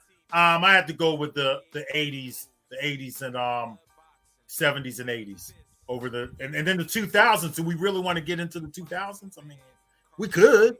Lennox Lewis, he retired in the 2000s, and basically the Klitschko's decade. Both of the Klitschko brothers. The guys that were around in that environment were not the best fighters around out there. Rotman and those guys aren't bad fighters, but they're just the touch of sleep and those type of guys. They're just not the best fighters out there. So it's just pretty easy for me. 70s and 80s over 90s and 2000s. Okay, cool. So the OGs on the panel, and Phil, if you got questions for them, just let me know and you jump in on them and ask them some questions as well. So as the OGs too, just to give us younger guys understanding and more talking points, right? When it comes to Undisputed in the multiple belt era, how do you guys tend to look at that as value to a fighter, right? Joe Louis Undisputed as opposed to a multiple world champion like, let's just say, Evander Holyfield when he had the 3 belts, right? How does that place value on the fighters in you guys' opinion? Real quick, Zone, did Mr. Bruce Gas give his opinions? Which era was better, the 70s and 80s or the 90s and 2000s? Bruce Gas, go ahead. He was saying 70s, 80s, but he could add to it if he add more. Well, the thing about we're talking strictly heavyweights now, or we're just talking boxing in general? No, you could do it. You can float how in and out you want to. You could do the heavyweights, and then you could give us extra with your additional opinions, and we just want to listen to it. Yep. All right. Well, the thing that happened in the 90s was, like we said, Tyson was in prison, and Don King kind of opened up boxing. He was backing people like Julio Cesar Chavez and Camacho, a lot of the lighter weight divisions. He was featuring them guys like Tito Trinidad. He put these all-star cards together, and we saw a whole different thing with boxing. We didn't just concentrate on the heavyweights. When Tyson was fighting, it was pretty much Mike Tyson and everybody else. But then when Tyson was in prison, we saw fights like Chavez and Taylor. We saw Chavez and Whitaker. I mean, there's so many great fights that happened because Mike Tyson wasn't headlining back then. That's the opinion that I have. That's one of the positive things that I saw Don King did in the 90s. And going back to the 70s, man, the 70s heavyweights, we didn't care about undisputed because the best fought the best, and we knew who the best was.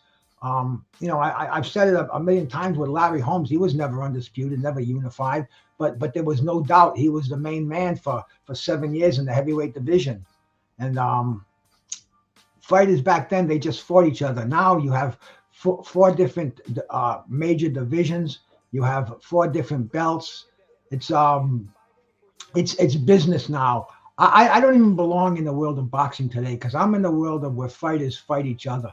Now it's all negotiations. It's term contracts and things that I wasn't even concerned with back in the day, but they're shoved in our face today. So to me, it takes a lot of the luster away from boxing. But hey, today, man, speaking of heavyweights, 30 years ago, George Foreman and Tommy Morrison had that WBO fight, man. So it doesn't seem like it, but that was 30 years ago. And so boxing is it's a continuous journey, as peaks and valleys. And you have to be really open-minded to be a fan of boxing today, as opposed to the glorious days of the 70s, 80s, 90s, and beyond. But it's a different era right now, man. It's I glorify the past because these are the fights that I strive to see happening today. And whether it's going to happen or not, hey, there's nothing I can do about it. But I'm along for the ride, and I'm a true boxing fan. Look, so that kind of brings me into a question that I have along with Zone 6's question. So, do you guys think that because personally, in my opinion, I just give you my opinions and I ask you guys a question. I think the 90s and when pay-per-view came into play, I think the over-glamorization of boxing was good in that point in time, right? But as we've come to see, as Bruce Gas just mentioned, that, a lot of these fights are now centered around stuff that traditionally, as he mentioned, you wouldn't have to worry about, right?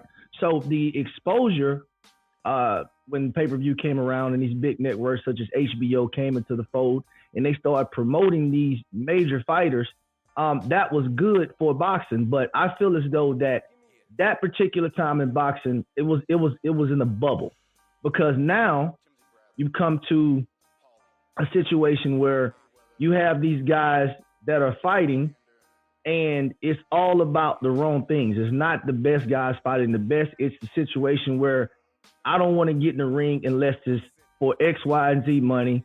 A lot of guys, want all the glory without putting in the road work. They want to immediately become pay-per-view stars. What is you guys' opinions about the over-glamorization in the late 80s going into the 90s and pay-per-view coming into the fold? What do you think that has done to boxing in today's time versus when it was in the 70s and 80s and these guys really had to build themselves up? And when you had a big fight it was really big because those guys put the road work in to achieve that goal of becoming the number one fighter in the world.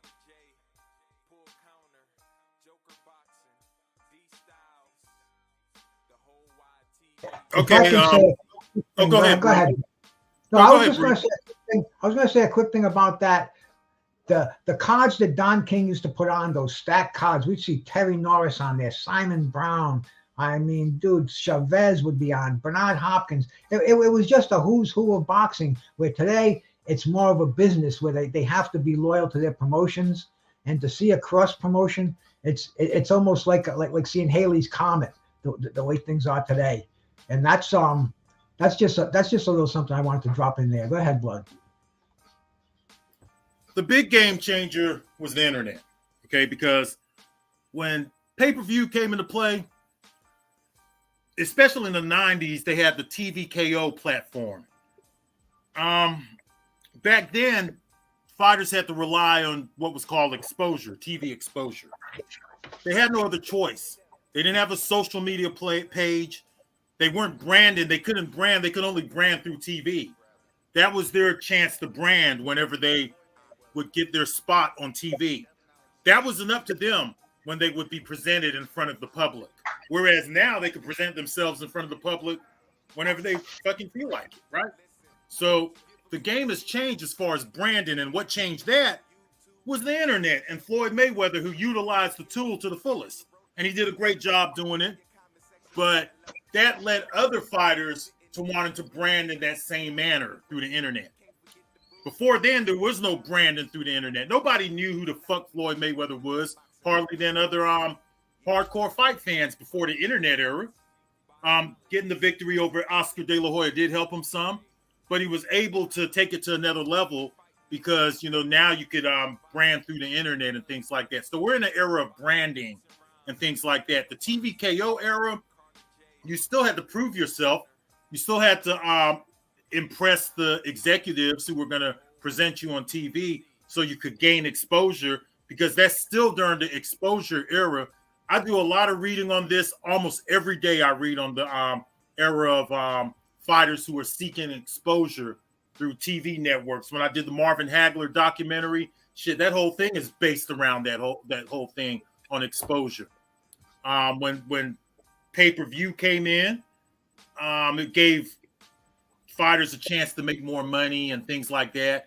It might have hurt them some as far as being featured on Wide World of Sports and in front of a regular TV audience.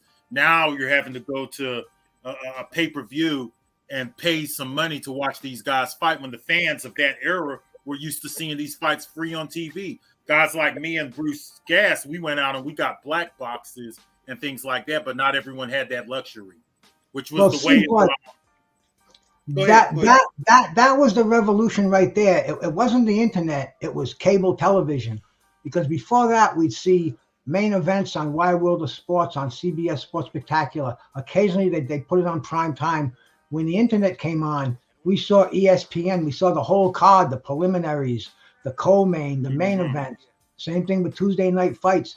And we were undaunted with boxing. We got fights from the Forum.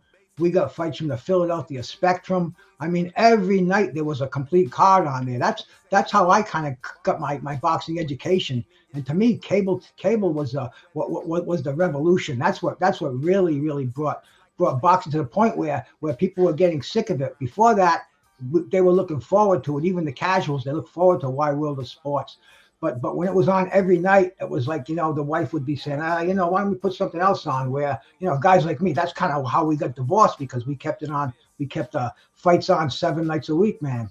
Like I said, we get fights from the Olympia, the Olympic Auditorium in Los Angeles. And then there'd be Felt Forum nights on USA. They'd have whatever fights were at the Felt Forum that month. We'd see the complete card. So we got to know these fighters coming up. We got to see guys like never can think of names. I got a microphone in front of my face, but we saw these guys come through the ranks all the way from preliminaries, 4-round fighters to main eventers, and that's, to me, that was the revolution. The internet got more into the business end of it, into the discussions, into these chat rooms. but cable, I mean, television, and that's what gave us the Knockout TV. That's what gave us HBO and Showtime. This was the precursor to all these. So anybody wants to do some research on that, check out before cable and after cable, and you're going to see a tremendous discrepancy in the quantity of the fights that we saw. Not so much the quality, but the quantity. So Bruce, that was the revolution, but the game changer was the internet. The internet changed a lot of stuff, and like you said, we got more into the business aspect behind the internet and the branding and things like that. But you're right, though, as far as the revolution, as far as the game changing for the revolution, I would definitely agree it's cable. So Bruce and Rollo, you jump in too. We think it's Bruce Gas, Blood, Rollo, myself, then Phil. That's the order of the age, right? So Bruce and Blood and Rollo too, you can jump in there. Bruce, give me a walkthrough as a young man that you hit us with that's why we got divorced. That was funny. But can you tell us what it was like truly when you would watch boxing back then? Was it not the description of boxing, but how would you get together with your guys? Would you go to a bar and watch it? Would you rely on print? Like, what was it like to consume the sport of boxing? Because we're spoiled. You know, me and Phil, man, we could get on here and listen to people talk about it. We could press the pay-per-view thing. We got all access to as much boxing as we want. But for you, how was you able to keep up with boxing truly, like on a day-to-day basis before the cable come in? Well, what I did was I bought every boxing magazine I could see. I mean, I had the woman at the magazine store back then. There was actually a little store that sold everything from your Penthouse magazines to the New York Times, and they had Golf Digest and Ring and Boxing Illustrated and you name it. And I would have the six big magazines. I'd have to save those for me. And going around, there'd be different. There'd be a few magazine stores you'd bump into, and you'd catch those. But I was a boxing junkie since the late '60s, and friends of mine, when they wanted to watch fights, they wanted me there because I could give them the background. I could pretty much be the Howard Cosell. I could be calling the fights. I'd tell them after the second round who was going to win and if it was a mismatch, things like that. But it just kind of became my thing. And boxing being on a Saturday afternoon, it had the competition with usually with baseball and with college football and NBA. So you had to be a real boxing fan to say nope, it's boxing, because not everybody nobody had a phone in their pocket. You had to watch what was on in the bar, or if you went home, like I said, man, you had to lay the foot down.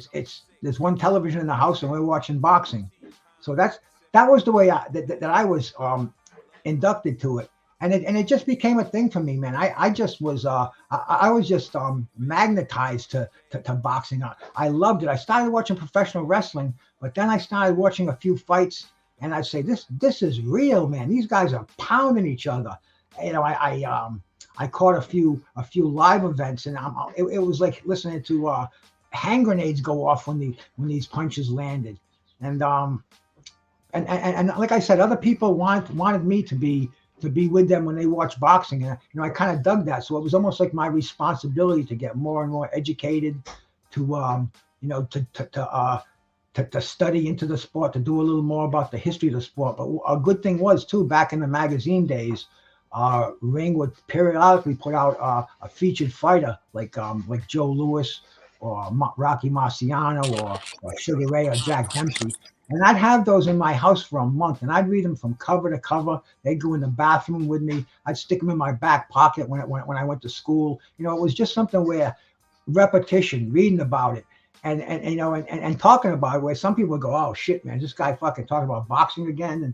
But it's been my thing. And now that I found, because I for a while there, I couldn't talk about boxing to anybody because nobody was into it anymore. None of the people I'm hanging around with, the guys I used to go to the fights with, man, a lot of these guys are dead and senile and every other fucking thing. But this internet's a beautiful thing because I can come on here and I can talk boxing and my wife is like, you're going to go see your best friends, and I'm like, yeah, I am, because these are the cats that speak my language, and not many people do it anymore. And man, we're going on over 50 years, and I still feel like a casual sometimes when I come up here and I hear some of the shit that's going on. But that's how I was indoctrinated to it, and that's why I stay with it. Okay. So Bruce Gas, hold that thought, Mark, because we're gonna keep you here. We finna create a space and put you where you belong, and that's just being respected and giving us this good history, because this has to be heard, because this transition is awesome. Because I want to go around a panel and have everybody give their testimony on how it transitioned all the way down to Phil. So after Bruce Gas explained his era, Blood, what did you pick up in boxing, and how did you transition? And can you speak to your experience about boxing and how you consume boxing? Oh, yeah, absolutely. But let me ask Bruce one question, though. Bruce, when did the pay-per-view platforms, because we all know that pay-per-view really started with right in the 1960s, but when did it go digital to cable, to where you could watch it from home on through the cable network? Okay, mid-'80s, early 80s, mid-'80s? The first one that I can recall was the Sugar Ray Leonard and Thomas Hearns fight. And that was in, I think, 1981. Mm-hmm. You could order that, but before that, they did this experiment. They had this card, and Sugar Ray Leonard fought Ahab Kayuli, and Thomas Hearns fought Pablo Baez. And it was only, I think, $17.95, but they wanted to test the waters of pay-per-view, see who was going to buy it, because it was a new thing. I mean, people pay for TV. Are you out of your fucking mind? I mean, this was even, this was right at the beginning of cable. That's also where people are just getting used to that. But pay-per-view, it was a bitter pill to swallow. But like I said, bro, I had the black box since 1985. So the last fight I paid for was Thomas Hearns and Iran Barkley to this day. Okay. Well, for me, I got into boxing because I have a father that was in the Air Force, that boxed in the Air Force. My father was really into the sport of boxing. He was a big fan of Ali, of course, and Marvin Hagler, Larry Holmes. I came in for Larry Holmes, Ken Norton too. I could remember that. I also was new to the sport during the time period when there was some kind of racial stuff going on. You had Alan Minter versus Marvin Hagler, and then you had Jerry Cooney versus Larry Holmes. And I basically got into the sport through my father. There's a lot of people who got into the sport through their fathers. There's other historians that I heard say the same thing, that they got in through their father. My father was a buyer and held a subscription to KO Magazine, Ring Magazine, Boxing International, all these different magazines. And I used to look through these magazines like they were comic books, basically, and look at the pictures. And these guys were like superheroes. Roberto Duran, Marvin Hagler, Sugar Ray Leonard, Aaron Pryor, all of these guys. So it got to the point to where I started watching their fights. As my father watched the fights, I would watch the fights. When my father would go out on leave, go out somewhere and get, you know how it is in the military zone. What's it called? TDY or whatever it's called, where you get placed out somewhere. I started picking up on the fights myself and having to watch them myself. So I started following boxing probably in the early 80s, like around 84 is when I really started following it by myself without my father's guidance.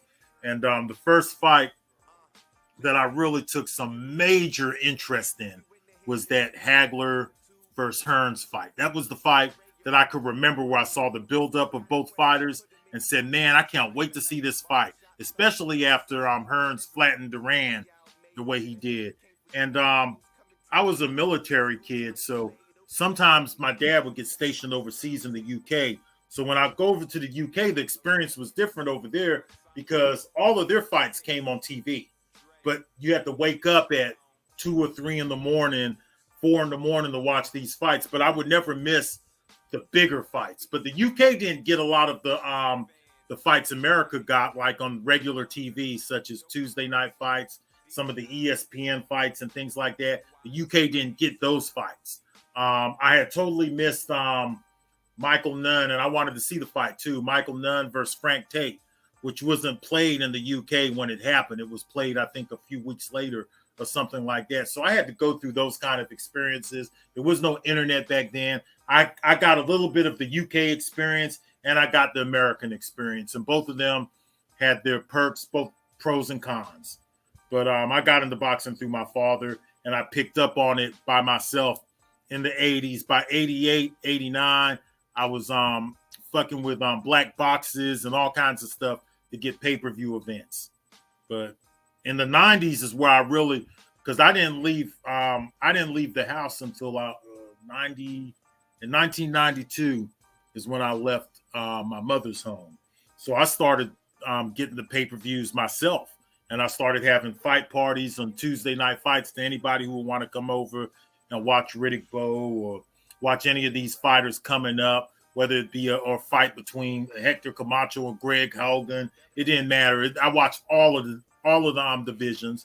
I watched Purnell Sweet Pea Whitaker. In the 90s is where I picked up on it as a grown man in the early 90s by myself. Other than that, the rest of my experiences are childhood experiences. No doubt. Rollo Green, you up next, man. What you got to that? When I came into boxing, I think the first fight I ever really tuned into was a Sugar Ray Leonard fight. I don't remember which one because I probably was about 6 years old. Six. So I met Muhammad Ali. So I'm from Louisville, Kentucky, right? So boxing always been a big thing, down here with Ali. So I met Ali in the first grade. He used to come to our elementary school every other year. He'd pull up in the first time I ever see, he pull up in that big Cadillac, and everybody's going crazy. And back in '86, in my neighborhood, I've lived in the projects at the time. You didn't see things like that. You didn't see a black man just garner so much respect and attention. You know what I mean? So boxing always been a big thing for me. Growing up around Ali, being from down where he's from. But the first fight and with that being said, I'd never seen Ali fight live. Like I was 6 years old in '86. I never seen Ali fight live. The first fight I seen live was Sugar Ray Leonard. And at the time, my mother's boyfriend, his name was Leonard, so he was a Sugar Ray fanboy. So we didn't miss a Sugar Ray Leonard fight, and it was always, I could remember as a kid it being an event, like 4th of July. It was a barbecue time when Sugar Ray Leonard fought. You know what I mean? House full of people, big barbecue going on. We had to stay in the back room. The only time we can come out was to watch the fight. You know what I mean? So it was an event in the '80s, going all the way up. Then soon as Sugar Ray had that reign where he was just, the must see. Then Tyson took over. Then from Tyson, you had Roy Jones took over. After Roy, really, to me, the transition. I think Roy might have been what I like to call one of the last warriors to go out there and fight the best and beat the best.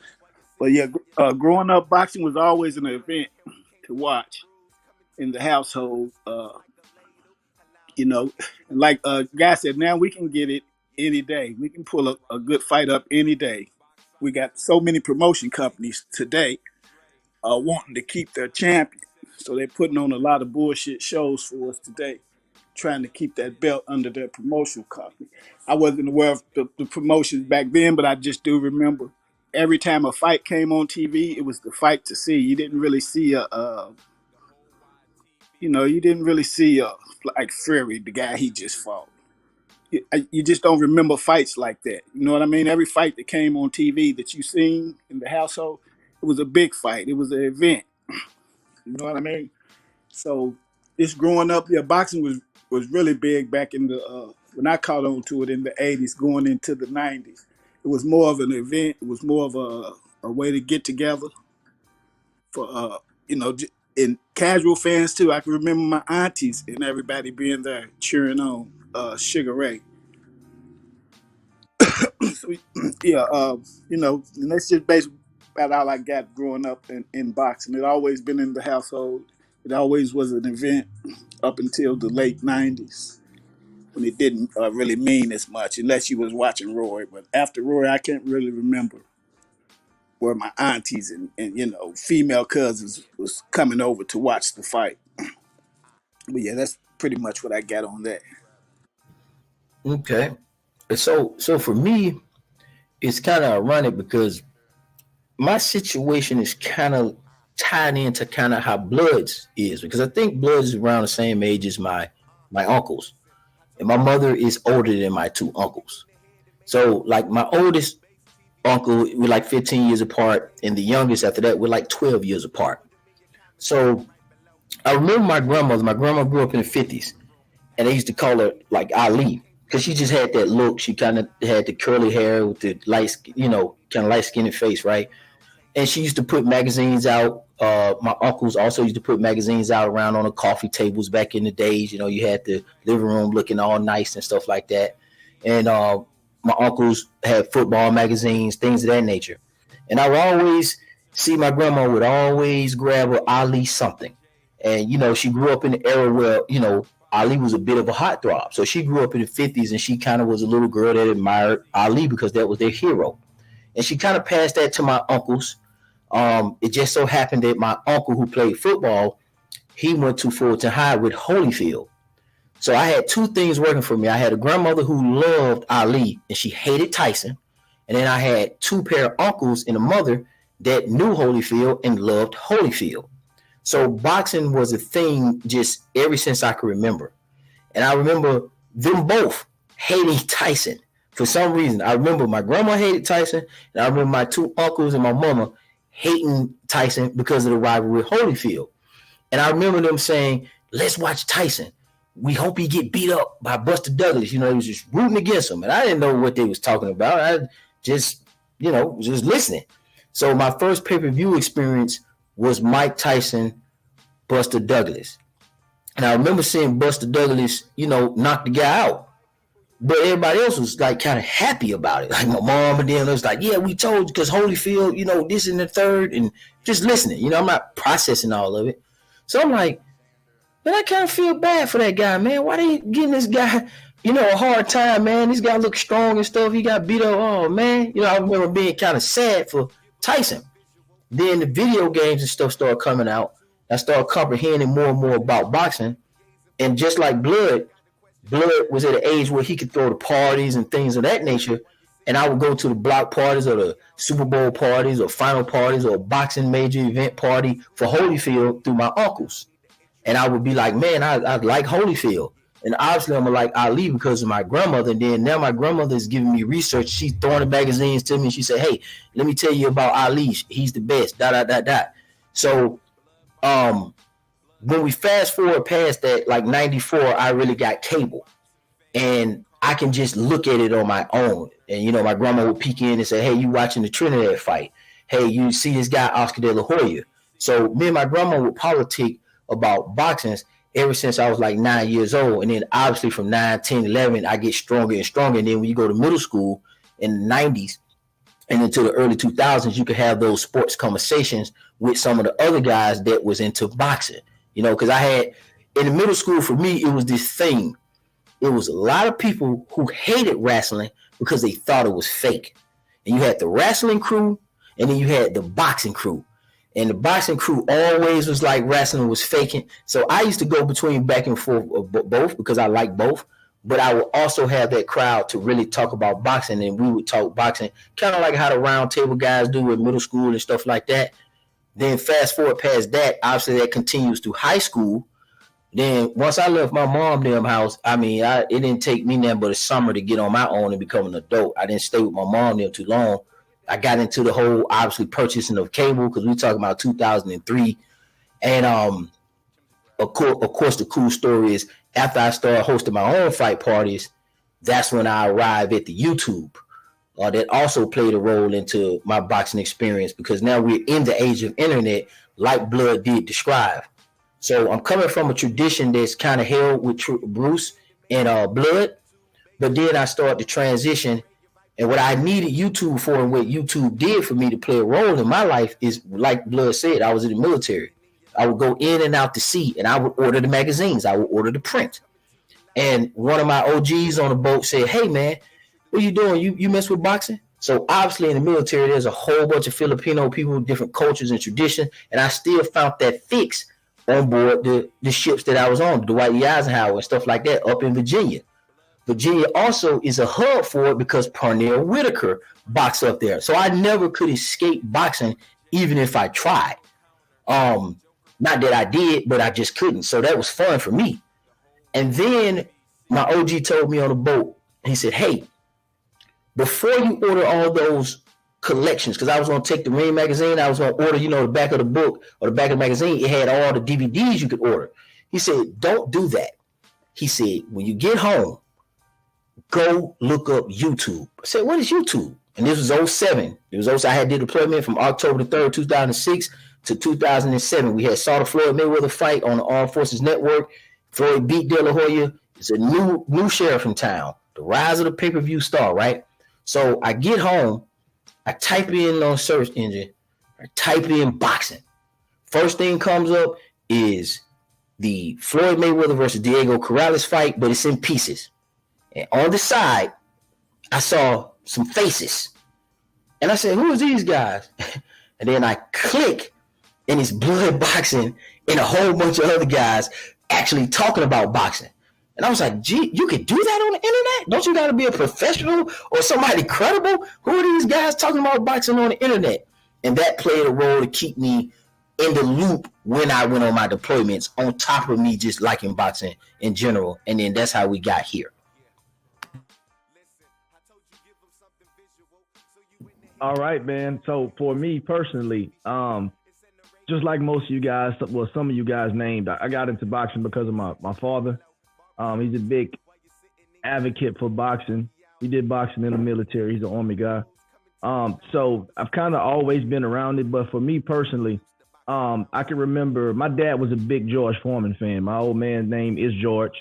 He was a big George Foreman fan. And my father's 71 years old. So he's been around boxing for practically his whole life, right? He's seen a lot of historical fights.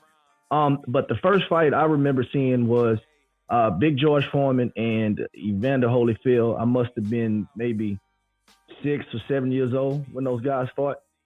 It was a big deal around the house. I had no idea what was going on, but I'm just a young kid, and I knew my dad's name was George, and obviously Holyfield, right? My name is Phil. Obviously, it's spelled different, but kind of sounds the same. So I immediately started liking Evander Holyfield, right? So that's when I got introduced into boxing, which was in the early 90s. And then I remember seeing Roy Jones Jr. And I just thought that he was probably the most amazing, spectacular talent I've ever seen. I mean, just the things that he did in the ring, how fast his hands was, the production put behind Roy Jones Jr., how they made him seem like he was just an unstoppable character from a cartoon, man. I mean, it was crazy. I remember seeing that, right? So I got into boxing at that particular time, which was in the early 90s through the mid 90s. A lot of this stuff I watched because my dad was looking at it, and that was time that we shared together because we didn't share a lot of things in common, my dad and I, but boxing was the one thing that we could sit down and have a good time watching. So that's when I got into it. Obviously, my man Bruce Gass talked about the Tuesday night fights. I remember that ended somewhere probably like in the mid to late 90s, I want to say. And then, ironically, the Friday night fights picked up not much longer after that. And then obviously they discarded the Friday night fights as well. But that was my way of staying in tune with boxing, having boxing on almost every night of the week, like my man Bruce Gass mentioned earlier. Then when I went off to college, I was kind of like zone. I didn't know about YouTube, but then I got into YouTube, and that was how I started keeping up with boxing, which kind of swung into the Mayweather era, which was a lot different than what I traditionally grew up looking at and being used to. It became a lot about politics. You've seen people arguing back and forth on YouTube, and honestly, I didn't understand it because I just was like, man, you know, all these guys are good fighters, you know, best fight the best situation. And that just wasn't happening anymore. It became a very, very political, and it honestly turned me away from boxing for a little while because I was just disgusted with it. But then, you know, obviously I had to recognize that everything has evolution, brought myself back into boxing. And ever since then, man, I've been trying to deal with the evolution of boxing on the internet, or as the pay-per-view, for as the network stuff.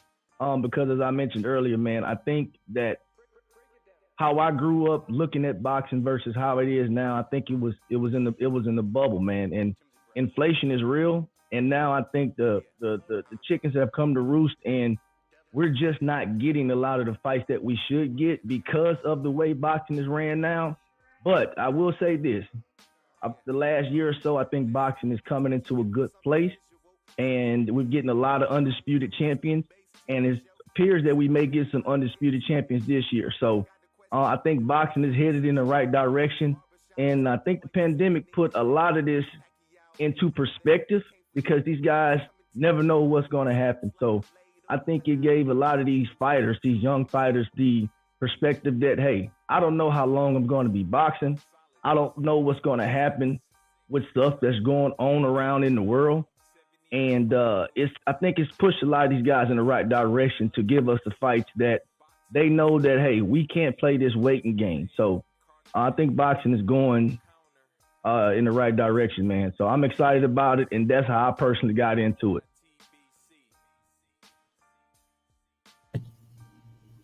All right, shoot, that sounds good, man. That's cool to hear everybody position on boxing, man. And listen, we're gonna go ahead. We're here in 2 hours and 22 minutes. We're gonna go back around to Rollo and then tell everybody where they can find you. Your last words, say whatever you got to say on your mind about the show in general, YouTube, boxing community, boxing in general, anything you want to get off your chest. Go ahead and speak it, Rollo. You got the floor. Yeah, I'm down in Louisville, Kentucky, man, representing TKO Boxing, man. Y'all check it out. Coach Dixon got a lot of great fighters down there, including my son, young boy. He's only 12. Got young Carlos Dixon was the WBC young champion. At one point in time, he got a record of 13-1. He got a fight coming up real soon. We got a lot of great things going down at TKO Boxing Gym. Boys should check it out. We got a heavyweight that's coming up. We brought him over from Europe. He's like 6'8", 260. One hard hitting guy. You'll be seeing him coming up soon. And yeah, just love boxing, man. Love being on the show. Thanks for having me on, Zone. Anytime, man. We need you to lock you in as a regular because we're trying to flush out the we just want to keep the OGs in here now. I want to create a space where we do sports, all sports. Me and Phil Walker can cook further on that as we let you guys get out of here because that's what we're going to do. That's how we're going to combat the nonsense. We're going to do it like that. Appreciate you, Rollo, for joining us, big dog. Blood Boxing, the OG, man. Speak your piece and do your thing. Yeah, man. This was another good show, man. I like what you're doing, man. Having these discussions from time to time. They're very healthy discussions. The internet, boxing, it's changed since I first got on there. When you saw me way back in the day, it was a different place back then because there was no money in it, man. It was just a group of guys that like to talk boxing. There was only like less than 10 of us. It was like me, Budasai, Dragon Style came around, and there was just a few people. And we enjoyed going back and forth with boxing talk.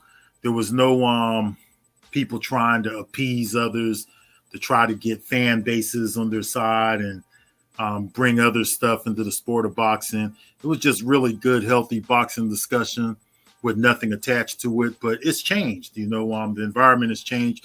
There's been several times where I've thought about coming up off the internet because I get tired of the boxing talk. But boy, with what I got going over on retro boxing and documentaries, I've opened up a whole new avenue for myself.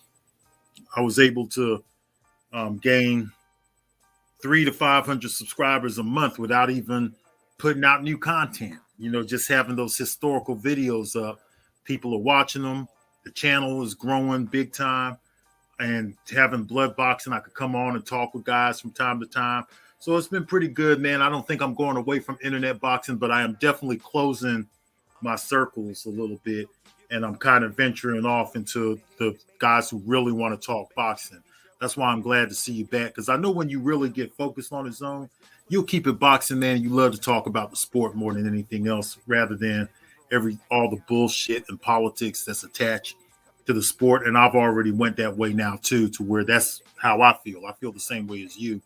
My content is definitely changing in 2023. Things are a little bit different than they used to be. Hopefully we'll get some great fights. And hey, man, I look forward to coming and chopping it up with you guys again, man. And I'll see you real soon, man. I appreciate you. Shout out to everybody who was on the panel, the OG, Bruce Gass. We have my boy Zone 6, Phil. Everybody who came through, man. Rilo Jenkins, always good to see my old homie from back in the day. One love to everybody.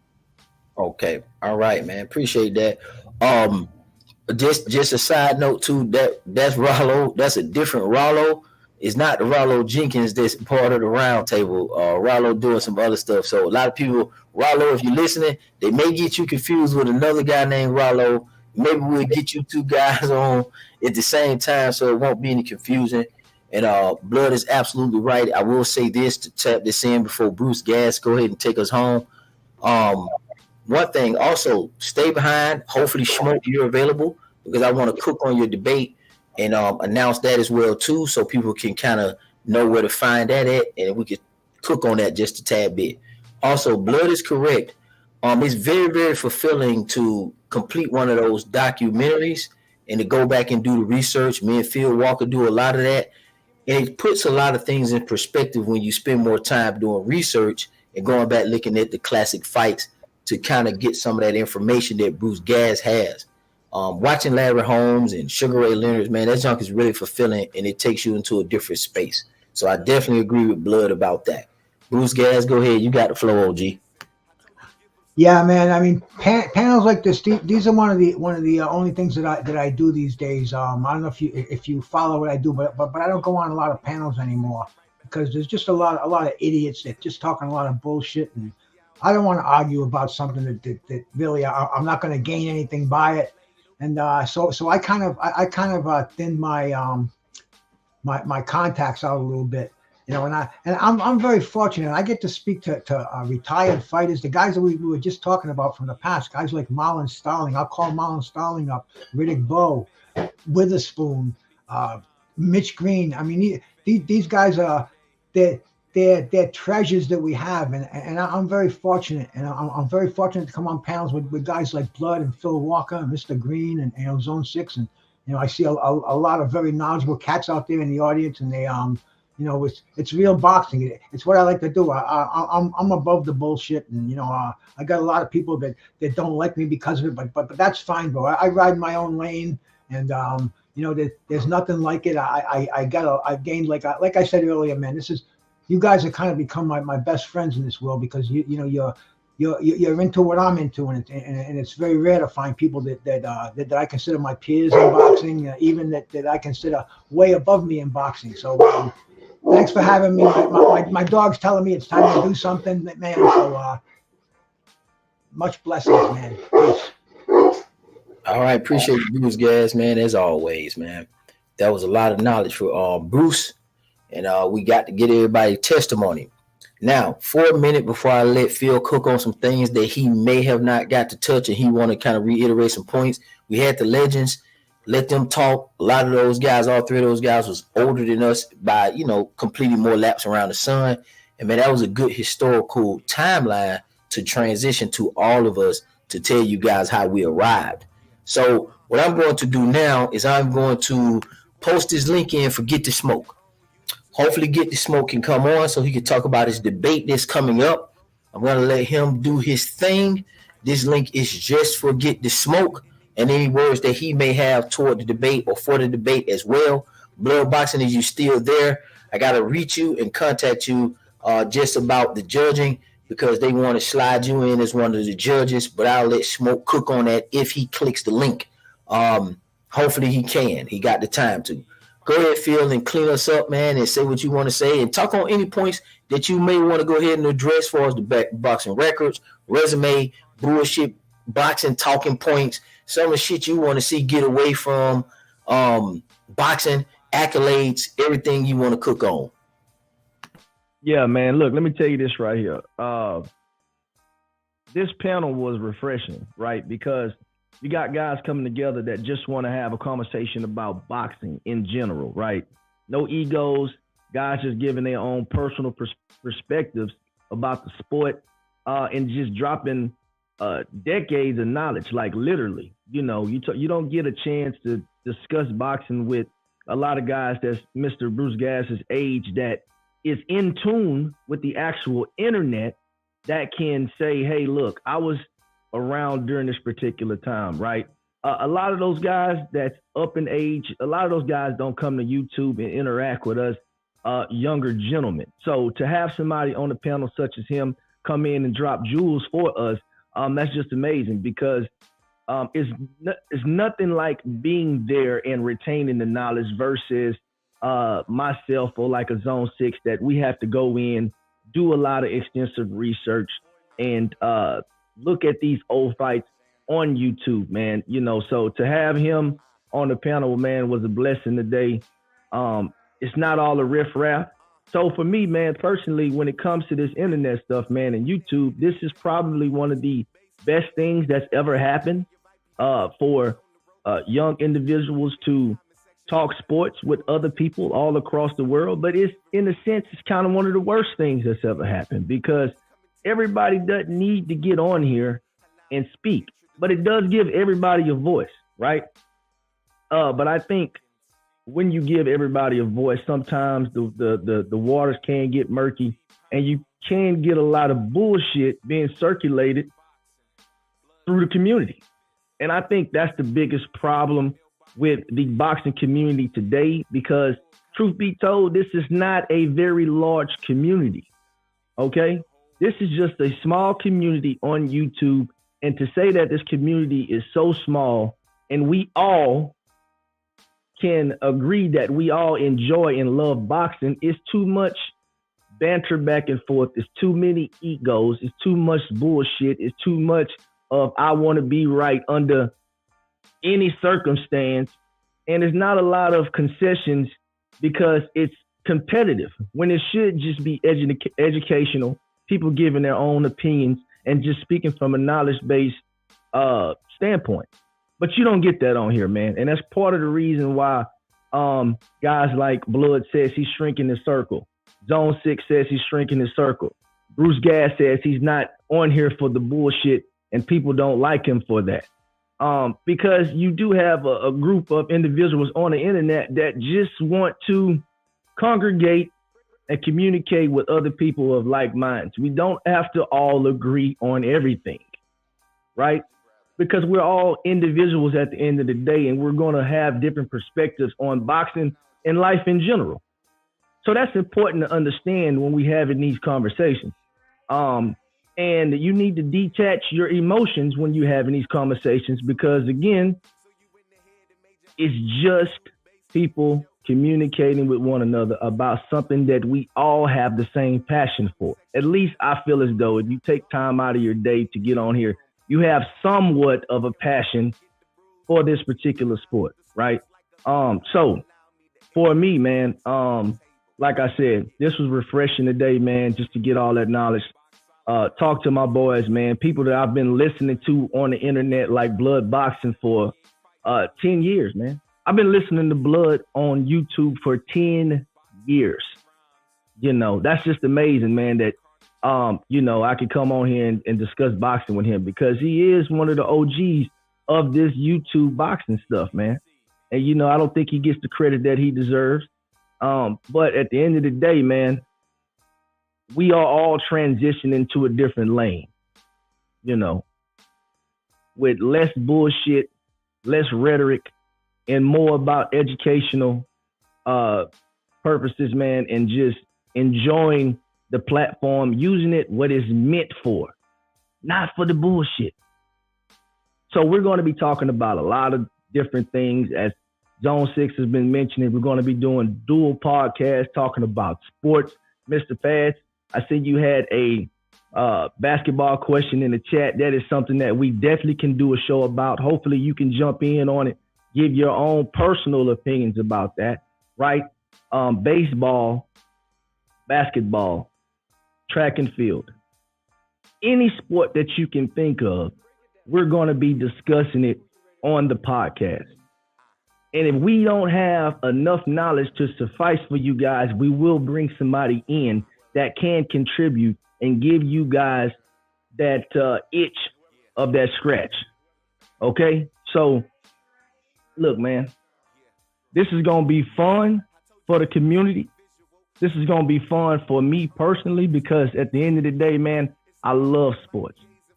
You know, outside of my family, sports is probably one of the most foundational things that I will carry with me through my entire life because it's taught me a lot of different lessons. Okay. So man, I appreciate Zone allowing me to come onto his platform and talk boxing with him. I appreciate those guys dedicating their time to come on the platform and drop that knowledge on us. And man, you know, hey, Rollo Green, he got a son that's in boxing, man. So y'all need to make sure y'all support him. Obviously, man, that guy loves boxing. He has his son into it. He's coming on platforms, speaking it, giving his piece, man. So salute to him. Obviously, you know, Blood gonna be dropping that knowledge all the time. And Zone 6, man, just coming in, doing his thing, always keeping it real from his perspective. Never on no fly shit. And I can appreciate that, man. So I'm just a guy over here, man, that's trying to gain as much knowledge as I can about this particular sport and contribute my knowledge that I have about this, man, because sharing knowledge is what it's all about. And that's why I'm at with it. So, man, look, if you haven't subscribed to my channel, man, it's the Fix TV, THA, space, FIX, space, sports, space TV, man. Y'all make sure y'all drop in because me and Zone gonna be ping-ponging this thing, man. So y'all holler at us for sure. All right, see, so Phil is being a little modest. We really a team in this, and this is what it's gonna be. It's gonna be Zone 6 Sports and the Fix Sports TV, right? We expanding out. Me and him are a team. We like Skip and Shannon without the bullshit. We like Stephen A. and Max Kellerman without the bullshit. We're a duo, man. You know what I'm saying? We doing our thing. So it's not that he's just a guy that's, you know, a guest. You know, he's my brother. He's locked in. He's being modest about it, and I appreciate that. But we together, we won. We locked in. We got different opinions. My own man, he's his own man. But we bring that together to give a collective perspective that is different, refreshing, and new. And not just so, man, you know, so yes manish and agreeable, but at the same time, we don't got to argue and cut each other throats and all that kind of stuff. I agree with his assessment of the structure of the community, meaning that there is a lot of wanting to be right in spite of, and there is no concessions. You know, everybody's looking for a win at all expenses, rather than just sitting back and say, you know what, you got me, I'm full of shit, you know what I'm saying, or I may misspoke, or this, that, and the third. So that's the case. Just giving some little bit more of my commentary, trying to see if Smoke will get in here to talk about his debate. After Smoke's debate, man, I'm going to be honest with you. I won't be hosting any more debates. It's just not conducive to the community. It doesn't turn out right. A lot of guys are giving out misinformation, in my opinion. A lot of guys, when they tend to not have their way and things are not looking on the up and up, it turns into foul play. And it's just not worth killing the relationship or the commentary over a debate that's not even necessary or that deep. So once I conclude this debate on Sunday with Smoke versus BVO, I'm going to put the belts up on the shelf and leave them there and just kill it, right? And I won't be participating in things of that nature. It's going to be boxing conversations. Blood told me one time, he said, boxing historians don't debate boxing. They have conversations. They converse about boxing. And that's the space that I'm going to live in, and that's the space that I'm going to go into because it flows better. You guys like this content better. It's smooth. It's cool. It's on some high-profile, good, arrogant shit like I like it. I will also drop this in, too. We are going to talk about some basketball. The finals are in. If you guys would like, and depending on what me and the Fix come up with Phil Walker come up with, we're trying to maybe do something. If he got the time, we may could do something tomorrow. Depending on what it is, we'll let you guys know. It may be on my channel or his channel. So stay tuned to the community page. Once he books something, he can screenshot it, send to me so we can kind of bounce off each other's page. So you guys are in the loop. But this basketball talk, I see you, Mr. Pads. I see you ready for that. Guys, don't ask me for Facebook or Instagram or TikTok. I'm never going to give you guys that because it's my personal friends, and some of those guys are going to bleed over here, and I want to keep a certain structure and divide between the two because the experiences with crossing the two just don't work out to me, and it doesn't end well for YouTube people as opposed to real people, right? And I don't want that kind of murky water going on in my life or my social networking life, right? So you won't get my Instagram, you won't get none of my handles. This is the handle right here, YouTube. You won't get my Facebook, you won't get none of that. That is what it is. And I'm not going to ask for none of yours. I just want to see you guys here. Unless you guys got a dedicated, no, I won't ask for it at all. I'm just telling you that. I won't ask for it at all. I just see you here. Phil, I got a question for you. I agree with you. What improvement could we make, you and I, and just generally speaking, collectively speaking, to improve the community and us over here at Sports Talk, Zone 6 Sports, and the Fix Sports TV? What can we do and what can they look forward to from us too? Well, so one thing that we can do, sports is the only common denominator that's worldwide, right? So what we're going to do to improve the community is we're going to bring together sports fans, right? Because obviously we've started off with boxing platforms, but our sports knowledge expand way beyond boxing.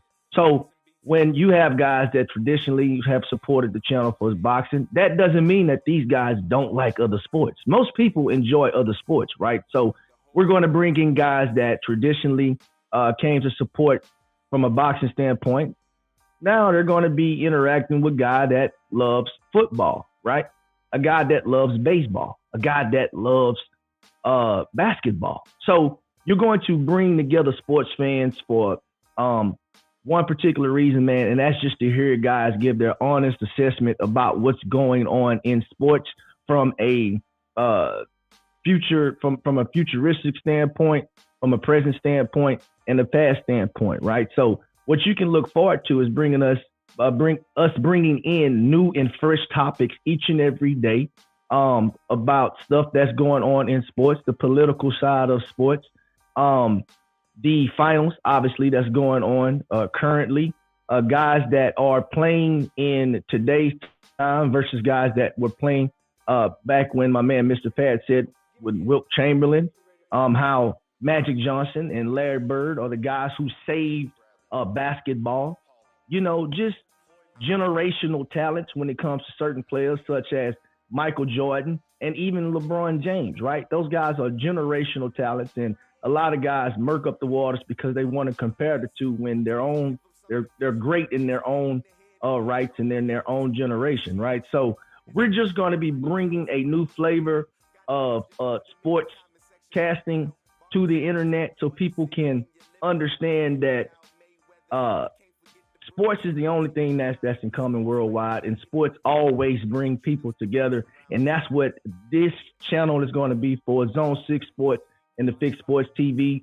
And that's what we're trying to do with this new and improved idea that we dropping on you boys right now. Okay. Also, I want to say this to you guys too. Now, if you guys are interested, once we start talking about football and we start talking about basketball, and those conversations pick up, Phil and I both play fantasy football. We have 2 different type of leagues and things of that nature, and we got experience as commissioners and co-commissioners, and it runs smooth. These are with real life people. This ain't no gimmicks or games, okay? And we go through the app, and we have paid leagues. Not too much money, if you don't want to. It's not that big of a deal. But if you guys are interested and you get to a point where you feel like you want to participate in fantasy football and or basketball, if you do your research and you say this is something for you, I can commission a league for the YouTube boxing community. Meaning me and Phil will work it together. Phil has experience with his own football fantasy league. Me and him have done one together, and I have my own experience, and I've been doing fantasy football for like 6 years. And I think Phil, how long you been doing it, Phil? 20 plus years, brother. Okay, he been doing it for 20 years since they had to email the results in and all that kind of crazy shit. So newspaper results, emailing the results, man. Fantasy football has evolved big time over the years, for sure. Okay. I also do fantasy basketball. Wayne Talk has played in the fantasy basketball. Now, let me give you some advice about fantasy basketball. You have to pay attention to fantasy basketball. It is a longer game. It starts 4 weeks after football. So in week 5, that's when you will start the basketball season, and it go all the way through All-Star break. It usually go to April.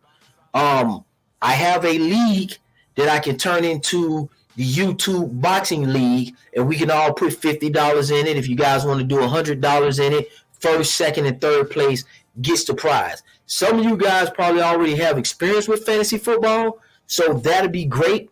And as we start talking about fantasy football, which will be here shortly, because in my league, I already have my draft pick. I'm in a 16-man, and I got pick number 8, and I'm also in a 12-man. I usually try to do 3 leagues, and I'm also interested in trying to see if you guys, put your money where your mouth is, man. We do a lot of talking on YouTube, but can you guys do cool shit outside of that, man? Let's just have fun with some shit. Let me interject real quick on something. Jump in.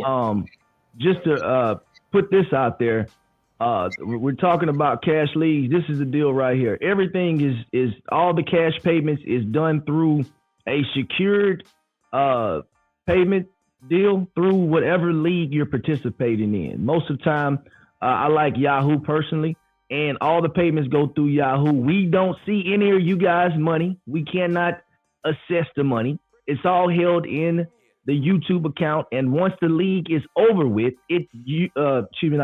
Yahoo distributes the money to whoever the winner is. So you guys don't have to worry about people stealing your money or anything like that if you've never participated in a fantasy league. Just to put that out there, because I know some guys, are just spectacle about stuff like that. So just want to give you guys a sense of security to let you know that if you do participate in some of these leagues, we don't touch the money. It's held by whatever third party we're participating in with the league, just to give you a heads up on that. Absolutely. Make sure your account and your email and stuff and your affairs in order, because this stuff is not a game. It's gambling, and your stuff has to be legal in your state, or we'll kind of block you and all that kind of stuff. So make sure your email is good and stuff like that. And what we do is we do go through Yahoo. So obviously, if we're talking about it, you already got 2 of us that are participating in the fantasy football league. That's me and Phil. So that's 2. We can do a 12-man league. We'll go up maybe to 14. Outside of 14, we're not trying to do 16. Although you just heard me say I do a 16, I would not recommend that for first timers. And we can look at, do we want to implement IDP players? You guys will have to research that, and I'll have to figure out who has the experience. We don't have to use IDP players. We could do just 12. I personally wouldn't want to do a 10 because that's too light work, and I wouldn't want to say a 16. That's just something that me and my crew do. But anywhere from 12 to 14, I would like to invite you guys for that play. That'll be me and Phil plus 10 other people. And I probably would say 12 just to keep it all the way balanced. That way, for the first year in the league on the YouTube Boxing Community League, then we can kind of have some fun with it. Me and Phil, I can speak for both of us. First of all, it won't be a keepers league because that allows for rotation for the community. Also, it will be a cash league because I want you to play and be serious about it. We don't play this. We don't do that over here with the fantasy. Also, Yahoo keeps track of all your information in your record. So if you win, you get to have bragging rights, and it gives you trophies within the system. You get your cash money and payout within the system. You can look and see who's paid and up to date on that, which is usually going to be a deadline. It'll tell you when trade deadlines are. It'll give you the point system. Me and Phil do full point PPR. We don't do any premiums. We don't do any of that as of now, unless we get a couple of guys in and you're serious about it, and we kind of adjust based on what we think would be fun. But traditionally, I like full point PPR, and I don't do any other additional bonuses unless we play 14. I kind of like IDP players, but I have no problem with not having IDP players and just keeping a conventional roster. So if you're interested in that, on top of us talking about the basketball, we're going to get into that as well too. You email me. My Zone 6 email is down there. The contact info that's going across the screen. Let me know. Zone6boxing@gmail.com. You can go ahead and hit me on that and say, hey, man, I'm interested in the league, because I'm going to need your email anyway if you guys want me to create that. It will be through Yahoo. It won't be through ESPN. I'm also going to show you my draft when I might not be able to do that because I have to focus on the draft, man. I can't have no time to do that. But I will give you guys my fantasy results, and I will talk about fantasy as we get closer to it, just to give you guys a gauge on what we're talking about. Phil, you got something on that as well too before we go? Mm-hmm. Yeah, absolutely, man. As Zone mentioned, me personally, I'll be able to doing videos on fantasy drafting strategies, whether it's a 10, 12, 14, or 16-man league. I'll be able to break down the scoring matrix for you guys who may not understand. Just stuff like that, man, that's going to be important when you come into drafting fantasy football or even fantasy basketball. I've done that before. Zone is much more well-versed in the fantasy basketball than I am. So with that being said, man, yeah, we're going to be dropping this stuff, man. I'm going to give my live results not my live results, but I'll be sharing with you my results of my fantasy drafts after all of my league drafts are concluded, because I don't want you chumps to get no clues or no pointers. Yeah. But yeah, I will do that because I do participate in several leagues, and it's going to be fun, man. This is going to give us an opportunity to engage with one another, bring us together, something that's competitive with each other, that has a far gone conclusion to it, right? So it's not going to be something that we can't prove, right? Mm-hmm. If Zone wins, Zone is going to be able to say, I win. If Zone beats me, he's going to be able to say, I beat you head to head, Phil, right? Or whoever else participates in the league. But to answer my man Mr. Paz's question, yes, I am into NCAA football and basketball. Yes, so we do the March Madness thing. I do set up brackets that are money brackets where people can come in and win money through setting out the brackets. I did one for the debate series on YouTube online. I only had 3 people sign up for it. That's free money, man. You don't have to do nothing but fill out the brackets and wait for the results, man. I put in all the work, adding up all the points at the end of the day, and I distribute the funds based on whoever wins, whether it's a tie or you have one winner, right? So, yeah, Mr. Paz, we do all of that stuff over here, man. So this is going to be a very engaging sports channel, right? And I think that's what's going to be different about what me and Zone are bringing to the table versus somebody else. A lot of these guys get onto the internet, they talk that talk, and, they go on about their day. But us, I think it's important that we engage with you guys, make you guys a part of the family, and just give back to you guys, whether it's knowledge or whether it's something that we all can do together collectively, man, to have a good time. Because I do believe sports bring everybody together, and that's important to me because, a lot of people don't like to say this, but sports have been something that has helped me have complete structure in life because it gives you the motivation to look forward to something, right? And I think I've carried that on just in my everyday deal when I go to my my job every day. I want to be the best person that I can be on that particular day, right? And I look forward to going to work and learning new stuff.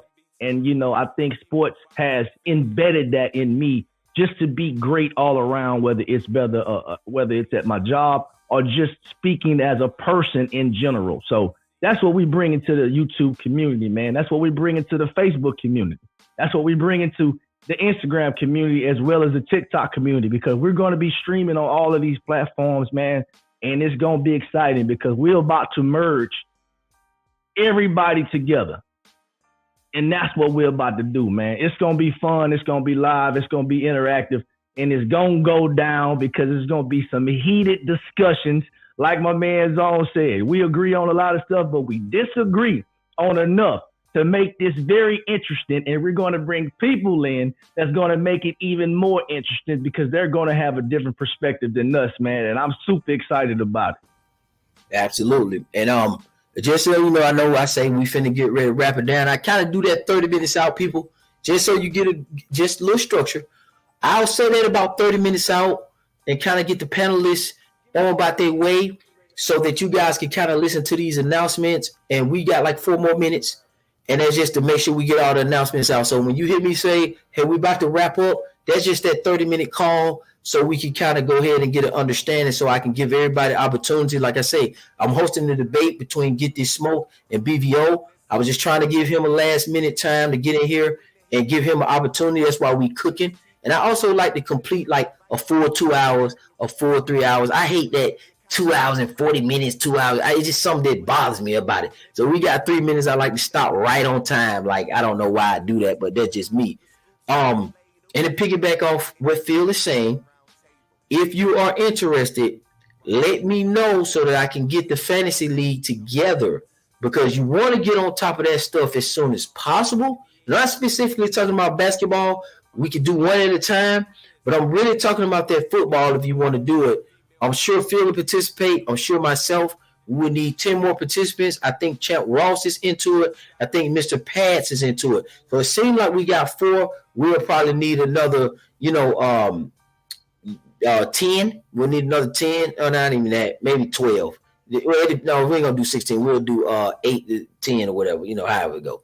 So we need a few more people. So it seems like Champ Ross, Mr. Pats, me, myself, and Phil will probably be into it. And this gives us an engagement with you guys to see what's really going on, man, to have something outside of just conversations and banter back and forth. We want to just have fun and have a good time, get some people opportunity to win cash prizes. The money come out around Christmas time.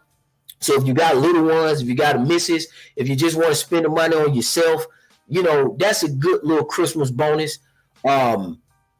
Phil Walker, we played one year. My brother and his sister was in the league, and my brother and his sister ended up playing in the finals, and his sister ended up beating my brother, and my brother ended up being second, and Phil ended up being third. Phil ended up having JT, not last year. He had him the year before when he was acting a fucking fool.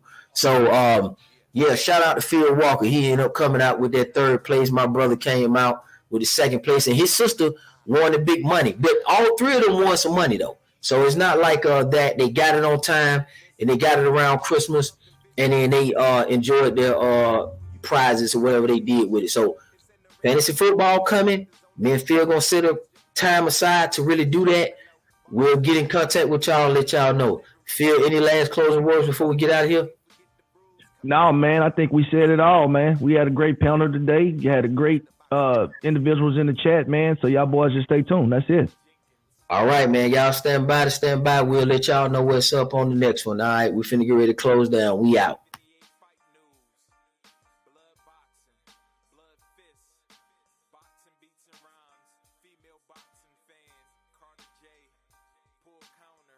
Joker boxing, V Styles, the whole YTBC.